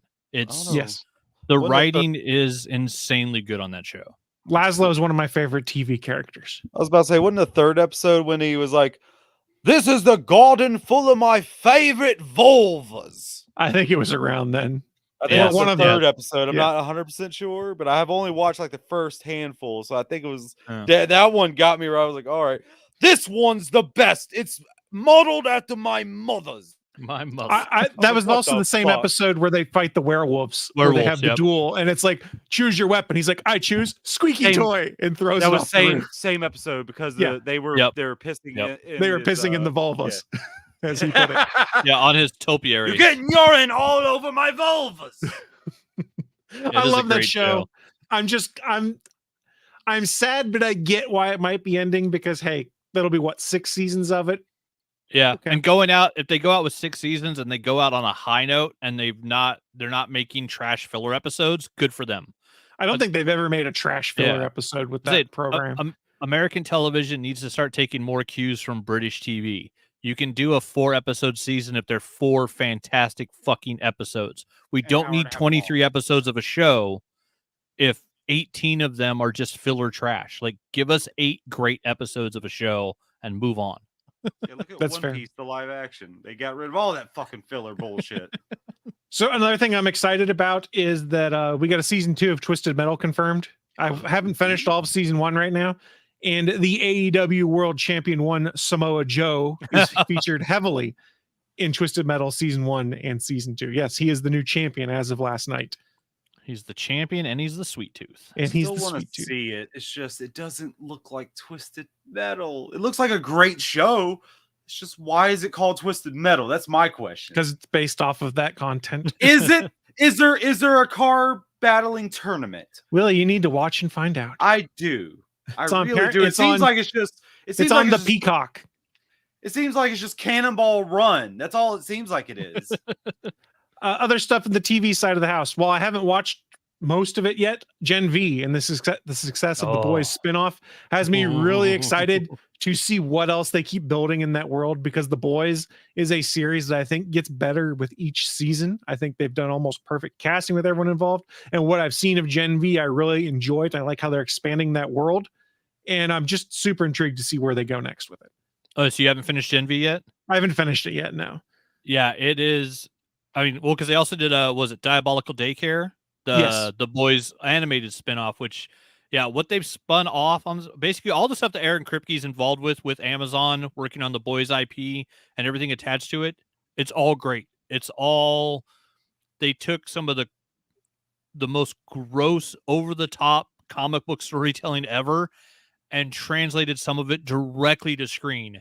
And then they've now done additions to it that are just as fucked up as the original Garth Ennis stories, but it's all original stuff. And yeah, it's Gen V is fantastic. It is such a good show because it starts off like, oh, we're going to tell you this story. Oh no, we're taking a hard fucking left turn and you're never going to see this coming. And I mean, who doesn't love puppets? You got to love Fair. puppets. Yeah, Gen V's awesome. Another one I wanted to bring up is this year I binge watched all of It's Always Sunny in Philadelphia before I think the 16th season started. So I watched a lot of it, like all of it, except for like the 3 episodes I think that have been pulled down for a variety of different reasons. And this is the first time I live watched a season of Always Sunny in Philadelphia. And I don't know how they continue to be that funny 16 seasons in on this show. Like, I just want to applaud them for the fact that they've been doing this show for that long and it's still that good. And it still does that good a job of ripping on things that are going on in life and making fun of people. And they keep the gang being terrible people that do terrible things. And I'm okay with it because it's just hilarious. It's hard to do anything for that long and still be good at it. Right. And then last thing I had on my list, just because it bears discussion, the Last of Us series on HBO/Max/whatever the hell they're calling that app now. So good. And like, I just recently started finally playing the Last of Us game, and I didn't realize how good an adaptation of the game the show was until I watched the show and started playing the game. I'm like, oh, holy shit, this feels almost exactly like what I witnessed on screen. This is really neat. You finished the show, right? I did finish the show, yes. Okay. I'm very excited for season 2. Yeah, that show is Are fantastic. you sure? Pedro is everybody's daddy. Because if they keep up with what they're doing, I know. That's why I'm curious to see where they go with it. But that's what I had just briefly listed out for TV news and shows. Floor's open, gentlemen. What do you got? For Last of Us season 2, since you just mentioned it, be prepared for season 2 for all those same dipshits for who talking about the Marvelous just because it's female led. Yeah, be prepared for that shit. Oh, wait till that shows. If you know anything about what the characters in part 2, oh, you just wait how they're gonna deal with a muscular woman. Oh, it's gonna be hilarious. They better have someone with definition this time. I'm sorry, but Gal Gadot is no Wonder Woman unless she gets more muscle mass. That's all I wanted from her, is to have a bit more muscle mass. So they better have someone with muscle mass for well, shit. What's the character's name? Fuck. It starts with an A. It's not in my head. Why is it not in my head? Oh, fuck. Because your head is empty. Oh shit, that's right. Fuck, when did that happen? Oh, that's right. It's always been like that. It's always been like that. Always has been. But yeah, you're gonna hear some people like complain about a muscular woman. Probably that's all I'm gonna tell you on that. People are just going to complain about that show because it's going to heavily feature women. There you go. That's just what the nature of this discourse has turned into for things, is people can't handle the fact that you have badass women that get to feature heavily in media now a lot of the time. Listen, Ellie is a strong, independent woman who don't need no man, but she will gladly take a father figure. Yeah, Everybody seemingly. loves Pedro Pascal. Everybody. Not needing a man, it's just wanting a father figure, just someone, a companion, not a companion for love, because they're wildly different ages, but just hey, I'm your friend, you're my friend, we're friends in this blown out topsy-turvy world. Oh shit, a zombie. Fair. Let's see. I had a short list for TV shows. I had a toss up between best show of the year, both released on Netflix. One was actually released at the end of 2022, but me and the wife didn't find it till early 2023, and then we binged the whole show, Alice in Borderland. If you haven't seen it, it is a weird ass, just a weird ass show. That is correct. It's so well written. It is a strange setup. It's a strange payoff, but just plain weird from the start to the middle to the end, and just good. Every single episode is solid. It's solid writing, great acting, awesome special effects. As Doc is saying, that show is so good. Just fun from the beginning to the end, and just plain weird. But yeah, it was a great show. That was I think that's got to be my show of the year. I'd put it just under that. In second place, The Fall of the House of Usher. Mike Flanagan and all the people that he works with. It was his last Netflix show, and it's basically an anthology telling of all the Edgar Allan Poe stories told through the story of a family that basically makes a deal with the devil type of thing, and just terrifying, well written. The acting in it is superb. I was so sad to see my man Raul Coley die in it, but he got to work with Mark Hamill, so like he had like the best days of his life ever, because he got to do like his third Mike Flanagan show, and because of it, he got to work with his idol, the guy that got him into acting. So yeah, just a superb show, but like really creepy, really terrifying. If you're a horror fan, Fall of the House Usher might have been the best show of the year for you. And then yeah, two other big nods for just the fun shit that I love watching, and one of them I've watched 3 times through already.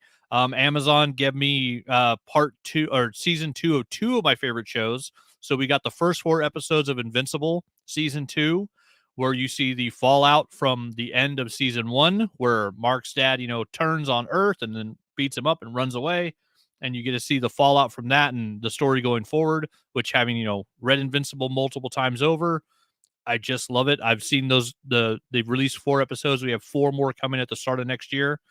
I think since they've been out in the last month, I've watched them all the way through 5 times. So like, it's just great storytelling.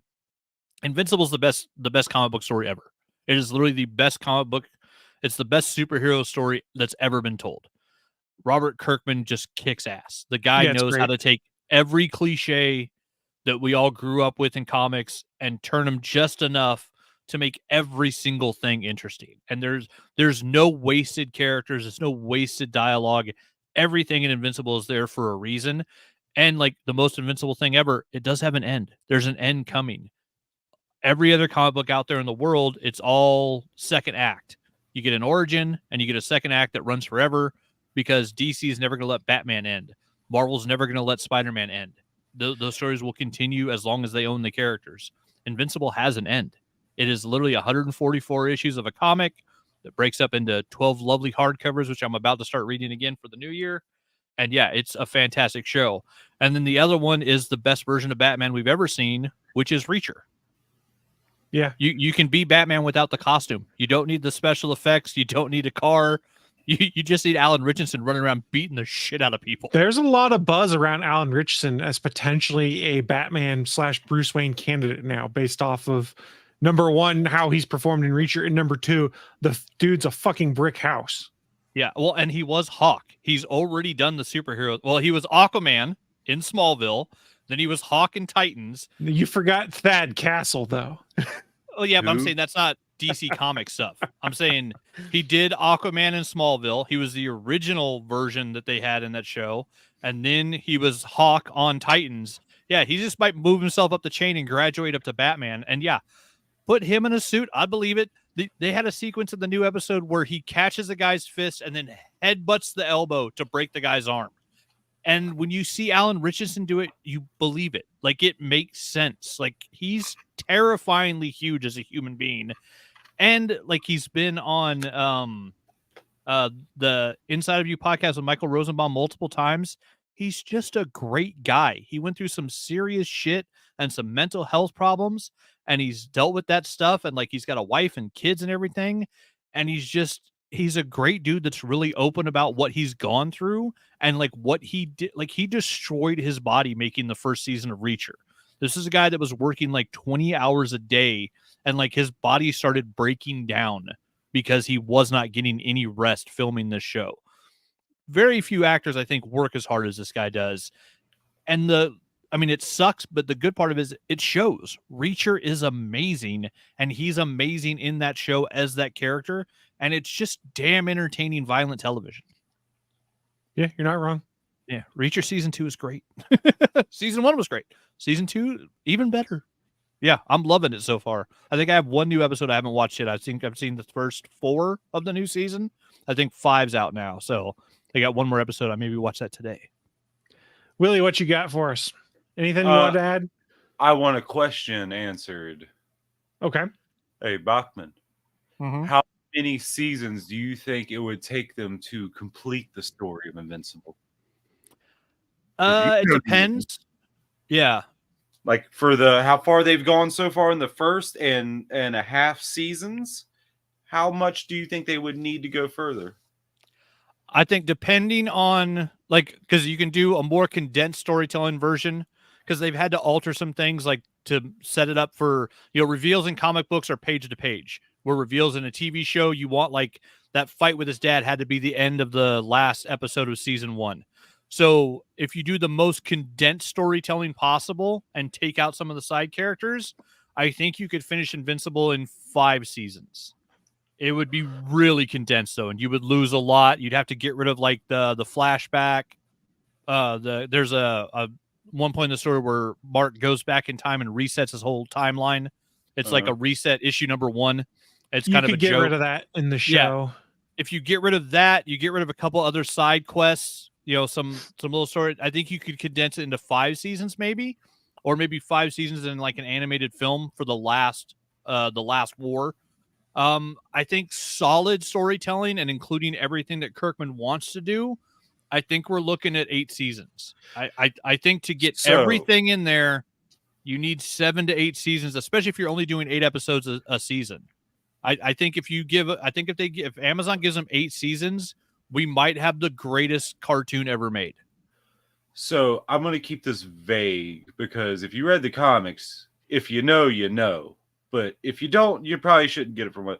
Do you think they're going to keep that thing that happens to Mark in the show? Because I don't think they should, and I don't think they are. I think you have to, because it shows character growth for Mark and the Viltrumites. And it introduces a character that you see at the very end. If you remember issue 144, the wrap up, where spoiler alert, Mark's dealing with his children, because that's all Viltrumites do is go out in the universe and have children.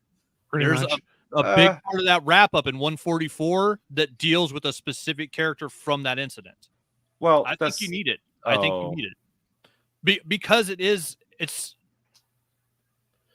a piece of storytelling that you don't usually see with a male character. I'll say that. And so for that reason alone, I think you need it because it was fair well enough. written. Kirkman put it in there for a reason. You look at the whole run of Walking Dead, you look at the run of Invincible, any of his books really. Kirkman doesn't put in fluff. He doesn't put in things that are there for no reason. And yeah, that I could see how that'd be hard to do. That might be the hardest thing for them to get away with in an animated show, even on Amazon, even next, and in the icon tile next to the boys. Like it's still going to be hard to put that in a cartoon. But yeah, I think you need it. I think you might get a slightly altered version of it.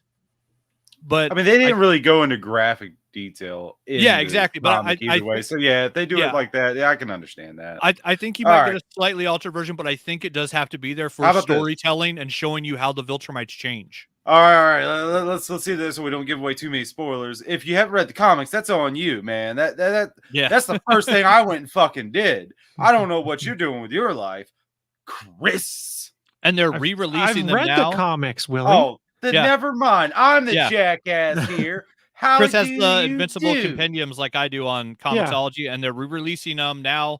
They have new volumes in the manga size, so they're doing manga size trades of Invincible, and they have new hardcovers coming out too that Ryan Otley and Corey Walker have been doing new covers for. They also released, there's a new version of, I think it might be the manga size trades, where they changed the numbering so that now volume 1 is issues 1 through 7, which makes sense because Otley takes over at 8. And so there's now a trade that's only Corey Walker artwork, which, good for Corey because he's going to get more money off of those books because those are ones that have no Ryan Otley artwork in them. So, it's kind of cool that Corey Walker finally has his own volume that's just his books. Yeah. Willie over here trying to comic shame me, though. What the hell? What the hell, Willie? I'm not even going to say it. I was going to go somewhere. I'm not even going to say it. So, Chris, you know what? I know where you were going to go. You know what, Chris? I'm going to say something different. You know what the fuck I'm going to say, Chris? Watch The Fifth Element. I love you, Chris. You're a great guy. Love you too, Willie. Love you too. Sneaky bastard. Don't get me all riled up. I'll tell you how much I care for you, you son of a bitch. Oh, no. All right. Anyone have anything else they wanted to add for TV shows, news, and things like that? Not that I wrote down. So it must not have been that important. I'll think about it in an hour. That's fair. Shoot. Since I forgot about it during the movies, I think it came out technically last year too, but I will say I didn't see it till this year. My favorite movie that I've seen in the past while, just because the dialogue is so refreshing, is Bodies, Bodies, Bodies. I cannot recommend it highly enough. Like, I don't know that one. It was a good movie. Yeah, that's what's his face? Pete Davidson. Pete Davidson, yeah, from SNL. Really good.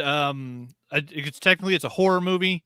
It's one of those ones where it's a whodunit with a weird setup and a very strange payoff.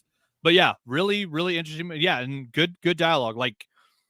There's writers that write characters to make them say things, and there's writers like Kevin Smith who listen to how people talk and then can translate that into the movies or TV shows that they make. Bodies, Bodies, Bodies is a bunch of mid-20s college students. Yeah, Gen Zs talking to each other the way people talk. Yeah, the dialogue in that film is fantastic. And yeah, it's a weird setup, good payoff. It's not just people saying things to each other to move the plot around. It's how, a lot of times, holy shit, I've been at a party talking about that exact same shit. I've seen that wink and nod. I know what that means. I know that shit. This feels like real life. It's just refreshing. And it's just a good movie, man. It's just good. You got some Lee Pace in there too. You got the little girl from Hunger Games. I think her character name is Rue. I never watched it. But you have a Borat's daughter in it. Yeah, it's just I cannot speak highly enough about it just because it was so refreshing. Bodies, Bodies, Bodies.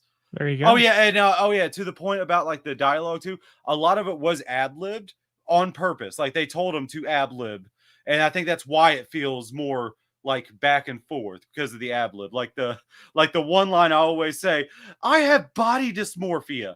Came out of nowhere and that got me off guard, made me laugh. Yeah, and that was ad libbed. A lot of it was ad libbed. So that's why it does feel like that too. Yeah, it's good. It's a good flick. I only had one more category I just want to touch on briefly. I'm sure there's other stuff, Yeah. so please feel free to Lick chime and in. touch, baby. On the tech side of things, I have been fascinated with the ongoing descent in falling apart of Twitter. Like, as someone who admittedly was probably on Twitter too much in the past because I enjoyed a lot of interaction with folks when it came to, say, pro wrestling and some geeky and nerdy topics and using it for breaking news and things like that. I'm kind of surprised that I'm at a point now where on the Twitter, I might log in once or twice a day, basically just to look and see what Wario64 has posted for any video game deals that I might want to jump on or things like that. I'm not really going to Twitter very often anymore. Now, assuming there's some kind of breaking news thing, I may do that again because the alternatives aren't quite as good for news outlets giving you near instant information about what's going on for a breaking news event. But I haven't been going on the Twitter that much. I've surprisingly been using Threads a lot. Threads kind of, when it came out, was a big deal. Now all of a sudden has kind of made a resurgence.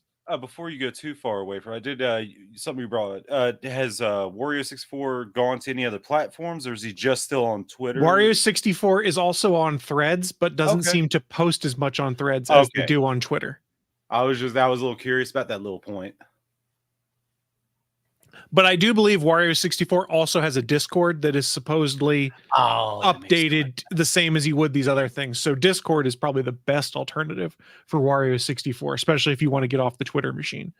But I will say Threads has become a pretty interesting place. Now, their algorithm sucks. I have to block and report a bunch of stuff because it keeps throwing a bunch of anti-trans bullshit in their algorithm fed thing. So I keep blocking and reporting things. I'm getting tired of doing their job for them because some of the shit that's on there shouldn't be on there. But when I curate it down to the people I have chosen to follow on my feed, I don't mind it.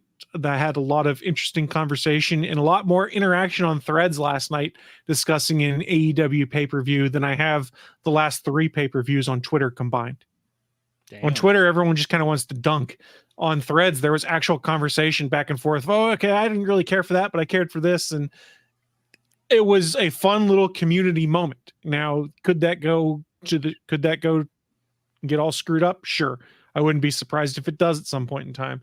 But right now, Threads is kind of nice, especially in comparison to Twitter, and people are kind of better at self-regulating, getting the stupid people out. Well, and not interacting with the trolls. I'm going to call it the asshole domino effect.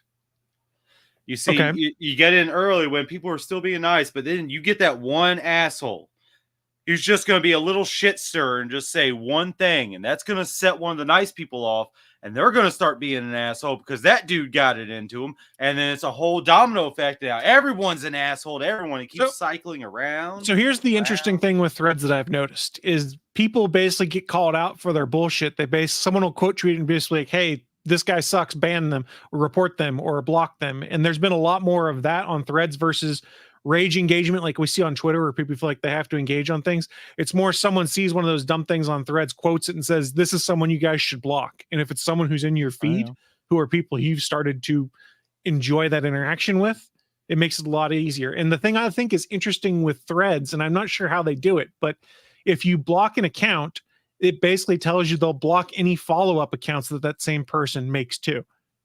Yeah, so that's a nice feature. Yes. Yeah, because that's a good one. Yeah, because it's based off of Instagram's own software where they do that on Instagram. Or if you block someone's Instagram account, it blocks any other accounts they make. Yep. So wait. How does it know if they made another account? Probably a combination of IPs, emails, and something else that I'm not exactly sure how they do it. I mean, you have to make a whole new email, don't you, for that shit? Well, and still Instagram blocks it, and so it's something that Instagram does that they've added that they put into their threads as well.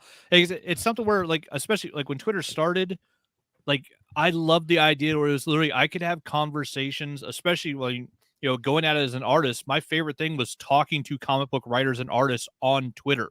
Like I have had conversations with Dan Slott about Spider-Man because of Twitter. That wouldn't exist if I can't make it to New York Comic Con, but I was able to do it on Twitter. And like I've had talks with Jimmy Palmiotti. I've had multiple discussions with Fabian Nicieza, the guy that wrote New Warriors, the book that got me into comics. Never met these people in real life, never met them at a con, but I've had conversations with them on Twitter, which has been awesome. But yeah, sadly, like at this point, I'm using Instagram and Threads more and Twitter less and less every day. And I'm not having those same conversations yet on Threads, but also my social media has kind of shifted from comics more into Warhammer. So the bad news is I'm seeing less comic stuff in my Threads and my Instagram, but the good news is the Warhammer community is really positive. And so like 80 to 90% of my social interaction now is just people telling other people, hey, that looks great. Maybe try this. Here's this, like, ideas, tips, tricks. And it's awesome because it's not a bunch of people shitting on each other all the time, which is what a lot of Twitter interactions have become. Yeah.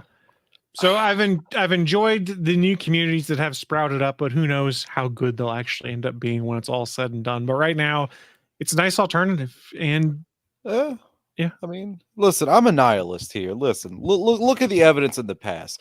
Facebook, it was just college. You had to have a college email account to even have a Facebook, right? And then now it went all the way to where old people are putting minion memes left and right. At least that's the last time I saw Facebook. I don't really do social media anymore, man. But and then look what Twitter was, and now look what it is now. And Threads is, where is it gonna go? Like asshole domino effect. Evidence is there.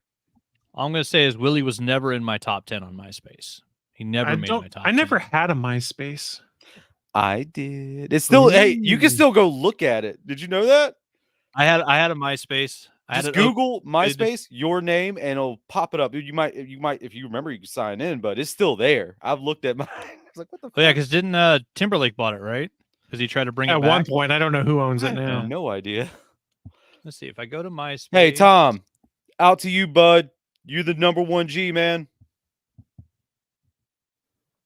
He's everybody's friend. Yeah, that's true. Anyone else have anything they wanted to bring up? I'm out of the things that I had listed out, so floor is wide open. You got something, Willie? I'm thinking nothing important, man. Well, for me, I will say, yeah, it was the year that I turned 45, and it was the year that I got addicted to what is referred simply as the hobby. So I had never really taken more than 30 seconds to look at anything Warhammer before the start of this year.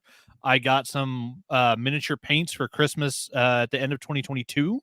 So I bought my first figure and painted a it was a D&D Haragon. So it's a ranger rabbit, and a mini that was like this big, like this, the size of a quarter. I painted that January 15th, and since then I've built and painted roughly like 30 more miniatures. I've read 4 Warhammer books. I've listened to maybe 1,000 hours of Warhammer podcasts.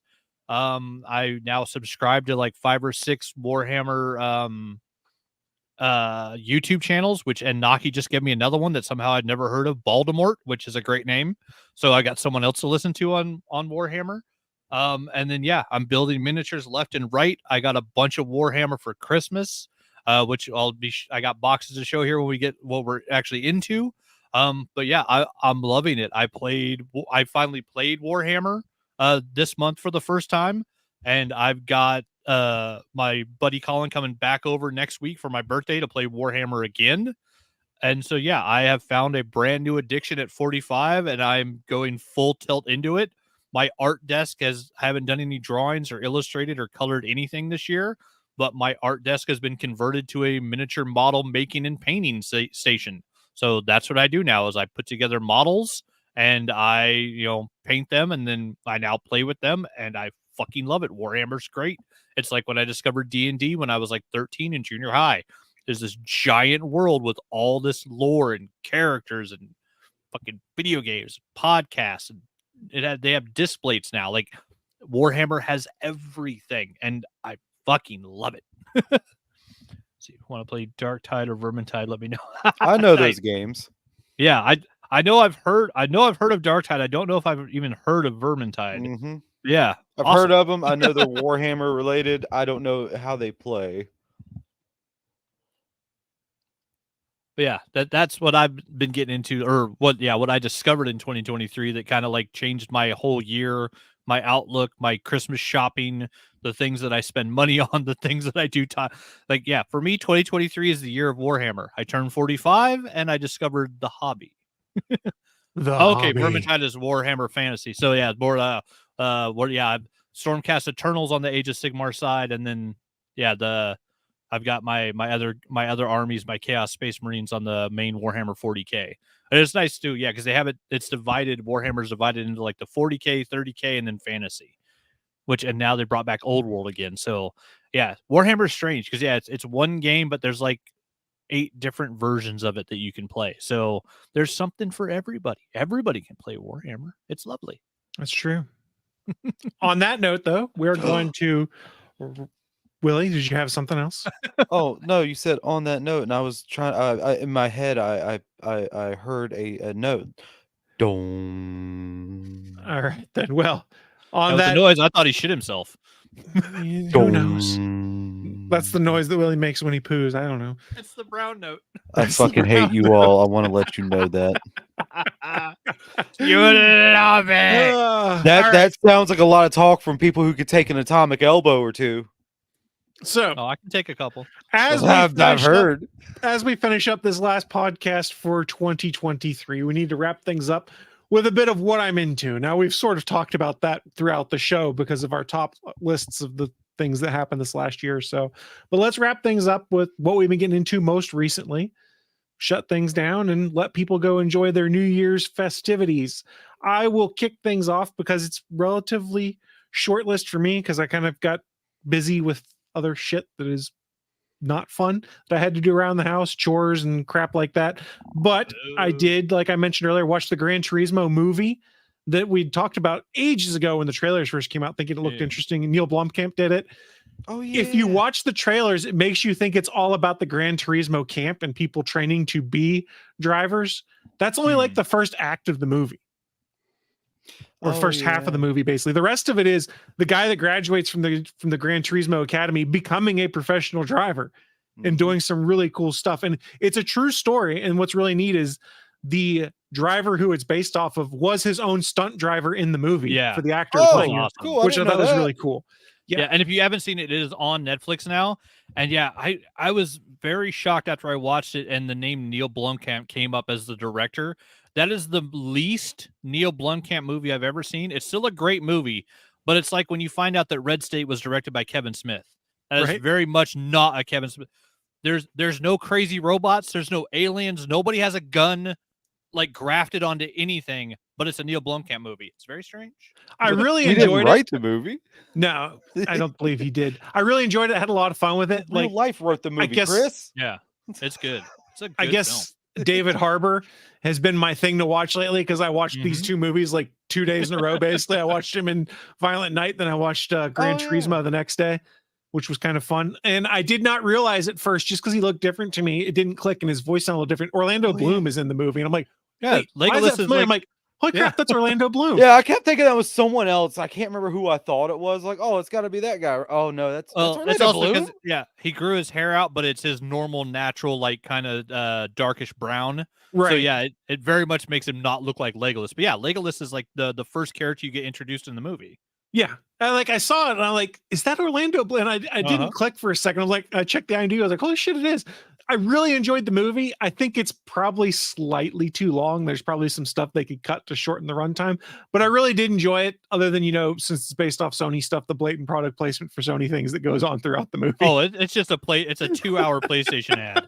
It's really fun though.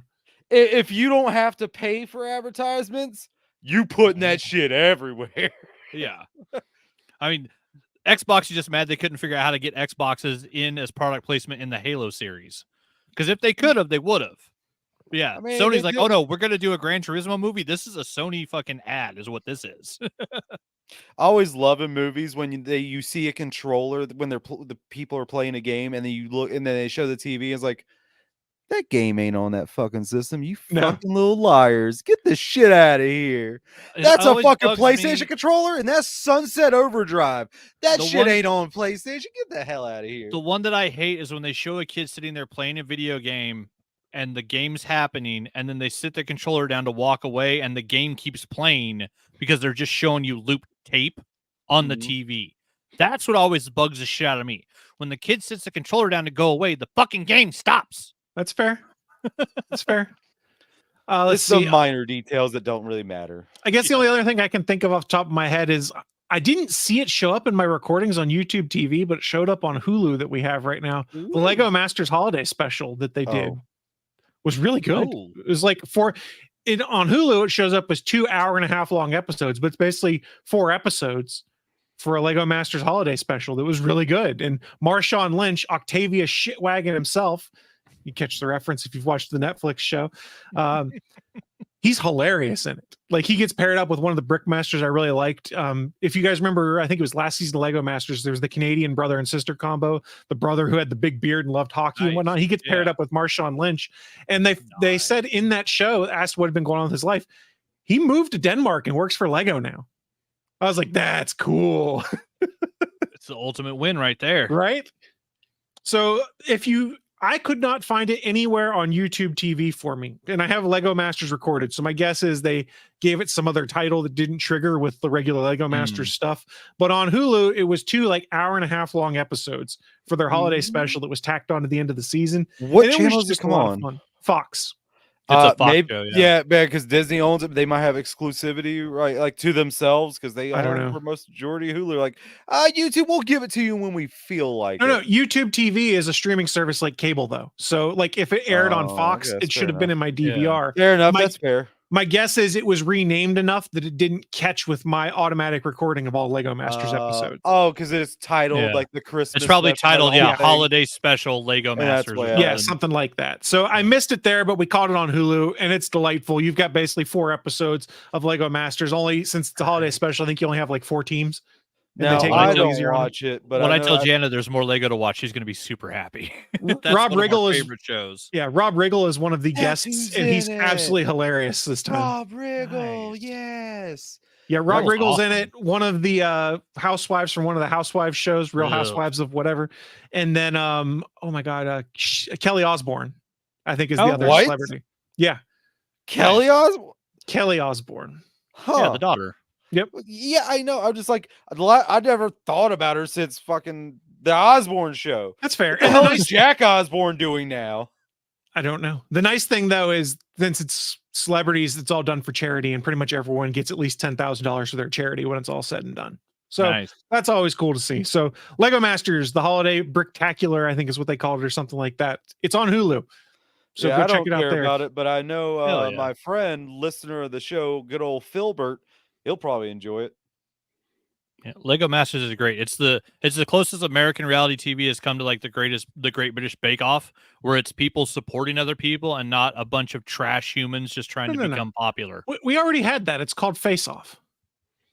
Oh, yeah, Oh, with But- Nick Cage and John Travolta. No, exactly. Yes, fuck you. no, I mean the sci-fi competition show. I said no, fuck you. Wow, that's not very Good that's not very day, sir. festive. I Not guess festive I at guess all. Willie is headed out for the day now. So, Oh, no, that Lachlan, was what my you been NCR. getting into? Yeah, and for today, Jana reminded me, it's 123 123. Happy New Year's Eve. Yeah, it's one of those Oh. fun days where it's Some bitch. a math sequence. Yeah, it's 123 123 day. I've been getting into as I mentioned before, Warhammer for Christmas. I of course asked for we do Secret Santa with the in-laws, and so we also have a group chat where we say what we would like Santa to bring us. And so I gave Jana a list of Death Guard, which is a army in Warhammer 40K. And my mother-in-law got me a full set of paint brushes, which I'm excited to try out. This is one of those things where it unwinds and you have all the brushes in the sleeve, so it's really cool. And then she got me a set of Death Guard Plague Marines. So I've got the guys that are all gross and pustule, and it's all pestilence, basically, as an army that's rotting for the Chaos God Nurgle, which I just think they look cool. And I have a concept that I'm going to do where this is going to be my Agent Orange army. So I'm going to paint them the funky, like dying rust, gross green, but then they're going to have like a neon orange highlights. So that's going to be fun to work on. And yeah, my mother-in-law got me the soldiers, and then the wife got me the tank. So I have my first tank to build. I have a Death Guard Plague Burst Crawler, which is a giant tank, covered in rotten skulls, and it's just gonna be a blast to put together. Like, these things they're so much fun. But yeah, I'm very much looking forward to that. And then, my birthday's coming up, so I might be getting some more Death Guard stuff, because that's all I asked for. And then I did play. Oh, I wanted it to be specifically one army I hadn't bought anything of yet. I was like, hey, if I get any of these, they're all presents. So when I ask for presents, I don't want to, when you're already building an army, it's hard for someone. It's like comics. Like, the wife can't go out and buy me comics. She doesn't know what I have. So I was like, well, if I ask for just this one army and I don't buy any of it, then anything I get for that army is a present. And so I also took, I won $50 on the scratch ticket. Me and my parents, we just do scratchers for Christmas. We stop buying each other stuff. I get them scratchers, they get us scratchers. We go over there on Christmas morning, we scratch lottery tickets, we have some coffee, we chat, makes it nice and simple. You're not adding more crap to your house. They have a house full of crap. They don't want any more crap. So makes it easy. I won a $50 scratcher this year, which I was super happy about, because it's my first year in like 8 years where I didn't get skunked. Almost every year I go over there, I hand my stepdad a scratch ticket. He wins $100, $200. I think one year 150, and I win nothing. I won nothing for like 8 years straight. This year I won a $50 scratcher, and I turned right around and I ordered $50 worth of paints for that tank. So that tank is going to be built and painted with all supplies that I got from my family as gifts for Christmas, which I think is cool. And then, like I said, I played a Kill Team this month, like 2 weeks ago, with my buddy Colin. He's coming over again next week to play Kill Team on Wednesday for my birthday. And so I went ahead, and this is just the empty boxes. It's all strewn out on my table, but I bought the Kill Team starter set with the orcs and the Death Corps of Krieg. So I've now got an orc army to build, and I've got the Death Corps of Krieg army to build. I've got the terrain. I've got, all the little barricades and stuff. So yeah, like there's a bomb squig, like all sorts of fun stuff in this box set. So yeah, I got this open, and then I've only got a couple days before he comes over, so I had to start on him. So so far I've put together my this is the Slasher Boy. So it's just an orc with two big ass knives. So it's a melee combat character. And then the first one that's in the box that you put together on the list, which is the funnest one, is the Commando Knob, which this is the orc boss. So he's got the big power claw. He's got the little like Cuban defector army hat on, just, covered in guns and bits and all sorts of random little shit. But yeah, the orcs are they're going to be so much fun to play. They've got great rules. They have weird ass powers. And if you've seen any, it's like the Fidel Castro wears. I thought you meant like Chave Guerrero. I thought you were talking about him. That's no.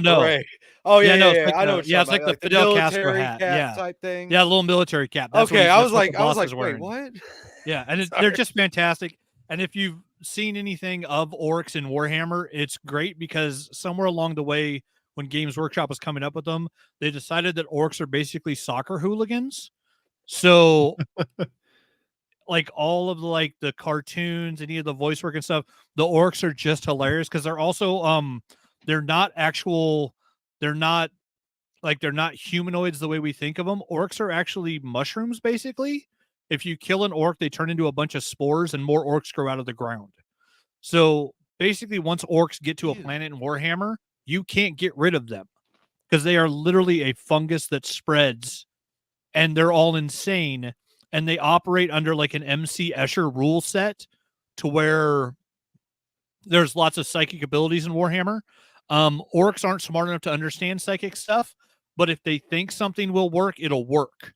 So if an orc finds an abandoned vehicle and paints it, and then sticks a new steering wheel on, and then fires it up, it'll drive away, even if there's no engine under the hood, because the orc believes it will work. And so they have weird game mechanics like that. Yeah, kind of. They're Franklin Richards. They make their own reality with their psychic abilities to the point where there's a battle in one of the stories where they talk about the Space Marines ran out of ammo, and one of the guys stood up and pointed a finger at an orc and yelled "bang," and the orc died because all the orcs around him believed he was shot. And so their psychic ability works like Looney Tunes. Like they can walk across a cliff as long as they don't look down. That's the type of fucking weird ass shit that the orcs can do in Warhammer. And I am super excited to play with them this week because it's going to be fun. And yeah, I have an orc boss. I have a knob. I have a commando knob, and he's got the power claw and the big gun and the cool hat. And they're going to be a blast to paint. And yeah, I can't wait. Kill Team is so much fun. And then yeah, also Tuesday when I talked about earlier with V coming over, I'm gonna finally watch Saw X. I bought it on I think my Vudu or Amazon account. Haven't seen it yet. I've heard it's like it's like going back to the origin of Saw, where the movies are all about, John Kramer making traps for people to deserve it, not his crazy ass sidekicks that the movies turned into over the next, 9 sequels. But yeah, so I'm very much looking forward to that. So yeah, I got Saw X coming, and I got a ton of Warhammer to paint. It's going to be another good year. I got lots of figures to make. Nice. Willie, why don't you finish things up for us? I won't say wrap them up because I know you don't like that terminology. What have you been getting into this week? Well, I saw a movie that's been on my shelf for years and I just haven't watched it for whatever reason. And it was pretty fucking good. It's called Arizona, starring Danny McBride. Let me see who else is in here. Luke Wilson, Rosemary DeWitt. How do you pronounce her name? Is that it? Rosemary DeWitt? I don't know. I know I've heard it, but I hope that's pronouncing it right. Seth Rogen has a small part. David Allen Greer is a part in it. I was like, oh, she has David Allen Greer. D from It's Always Sunny in Philadelphia is in it. If you were interested in any of those people, the movie is called Arizona. Came out in 2018. It is a dark comedy. Emphasis on dark. But the comedy's there. I was laughing. It was like that's not something you should laugh at, but that's funny. Like that, this whole situation is just ridiculous. It's a good movie. Highly recommend that one. And I'm also going to go back and highly recommend Bodies, Bodies, Bodies once again, because if you haven't watched it, that's on you, man. You do yourself a favor. And let's see here. Last night, I did go ahead and pre-order my first Like a Dragon mainline series game. It comes out at the end of next month, like January 26th, I think it said. Oh, there is so much stuff in this game. I don't know what there's a whole Animal Crossing like island like side thing in the game. Like this is going to be so ridiculous. There's so much they put in these games that play Yakuza 0 and tell me if you don't ugly cry at the end. Like you show me someone who didn't do that, and I'll show you someone who has no fucking emotion in their whole goddamn heart. You'll show them a robot? Exactly. Hell, a robot might even shed a tear. That was sad. Yeah, there you go. AI taking over. There you go. But yeah. Other than that, man, I'm just gonna call. Oh yeah, I started. Let's just say I started making my own custom rugs. Let's just say. And if you're interested in seeing any of them, I believe there is an Instagram account called Rugs by Willie Nelson, if I'm 100% correct in that. And hey, if anyone wants to commission me for anything, hell, I'm open and free. You have to send hate mail at South Porky on Twitter, though. Or contact Rugs by Willie Nelson. Either way.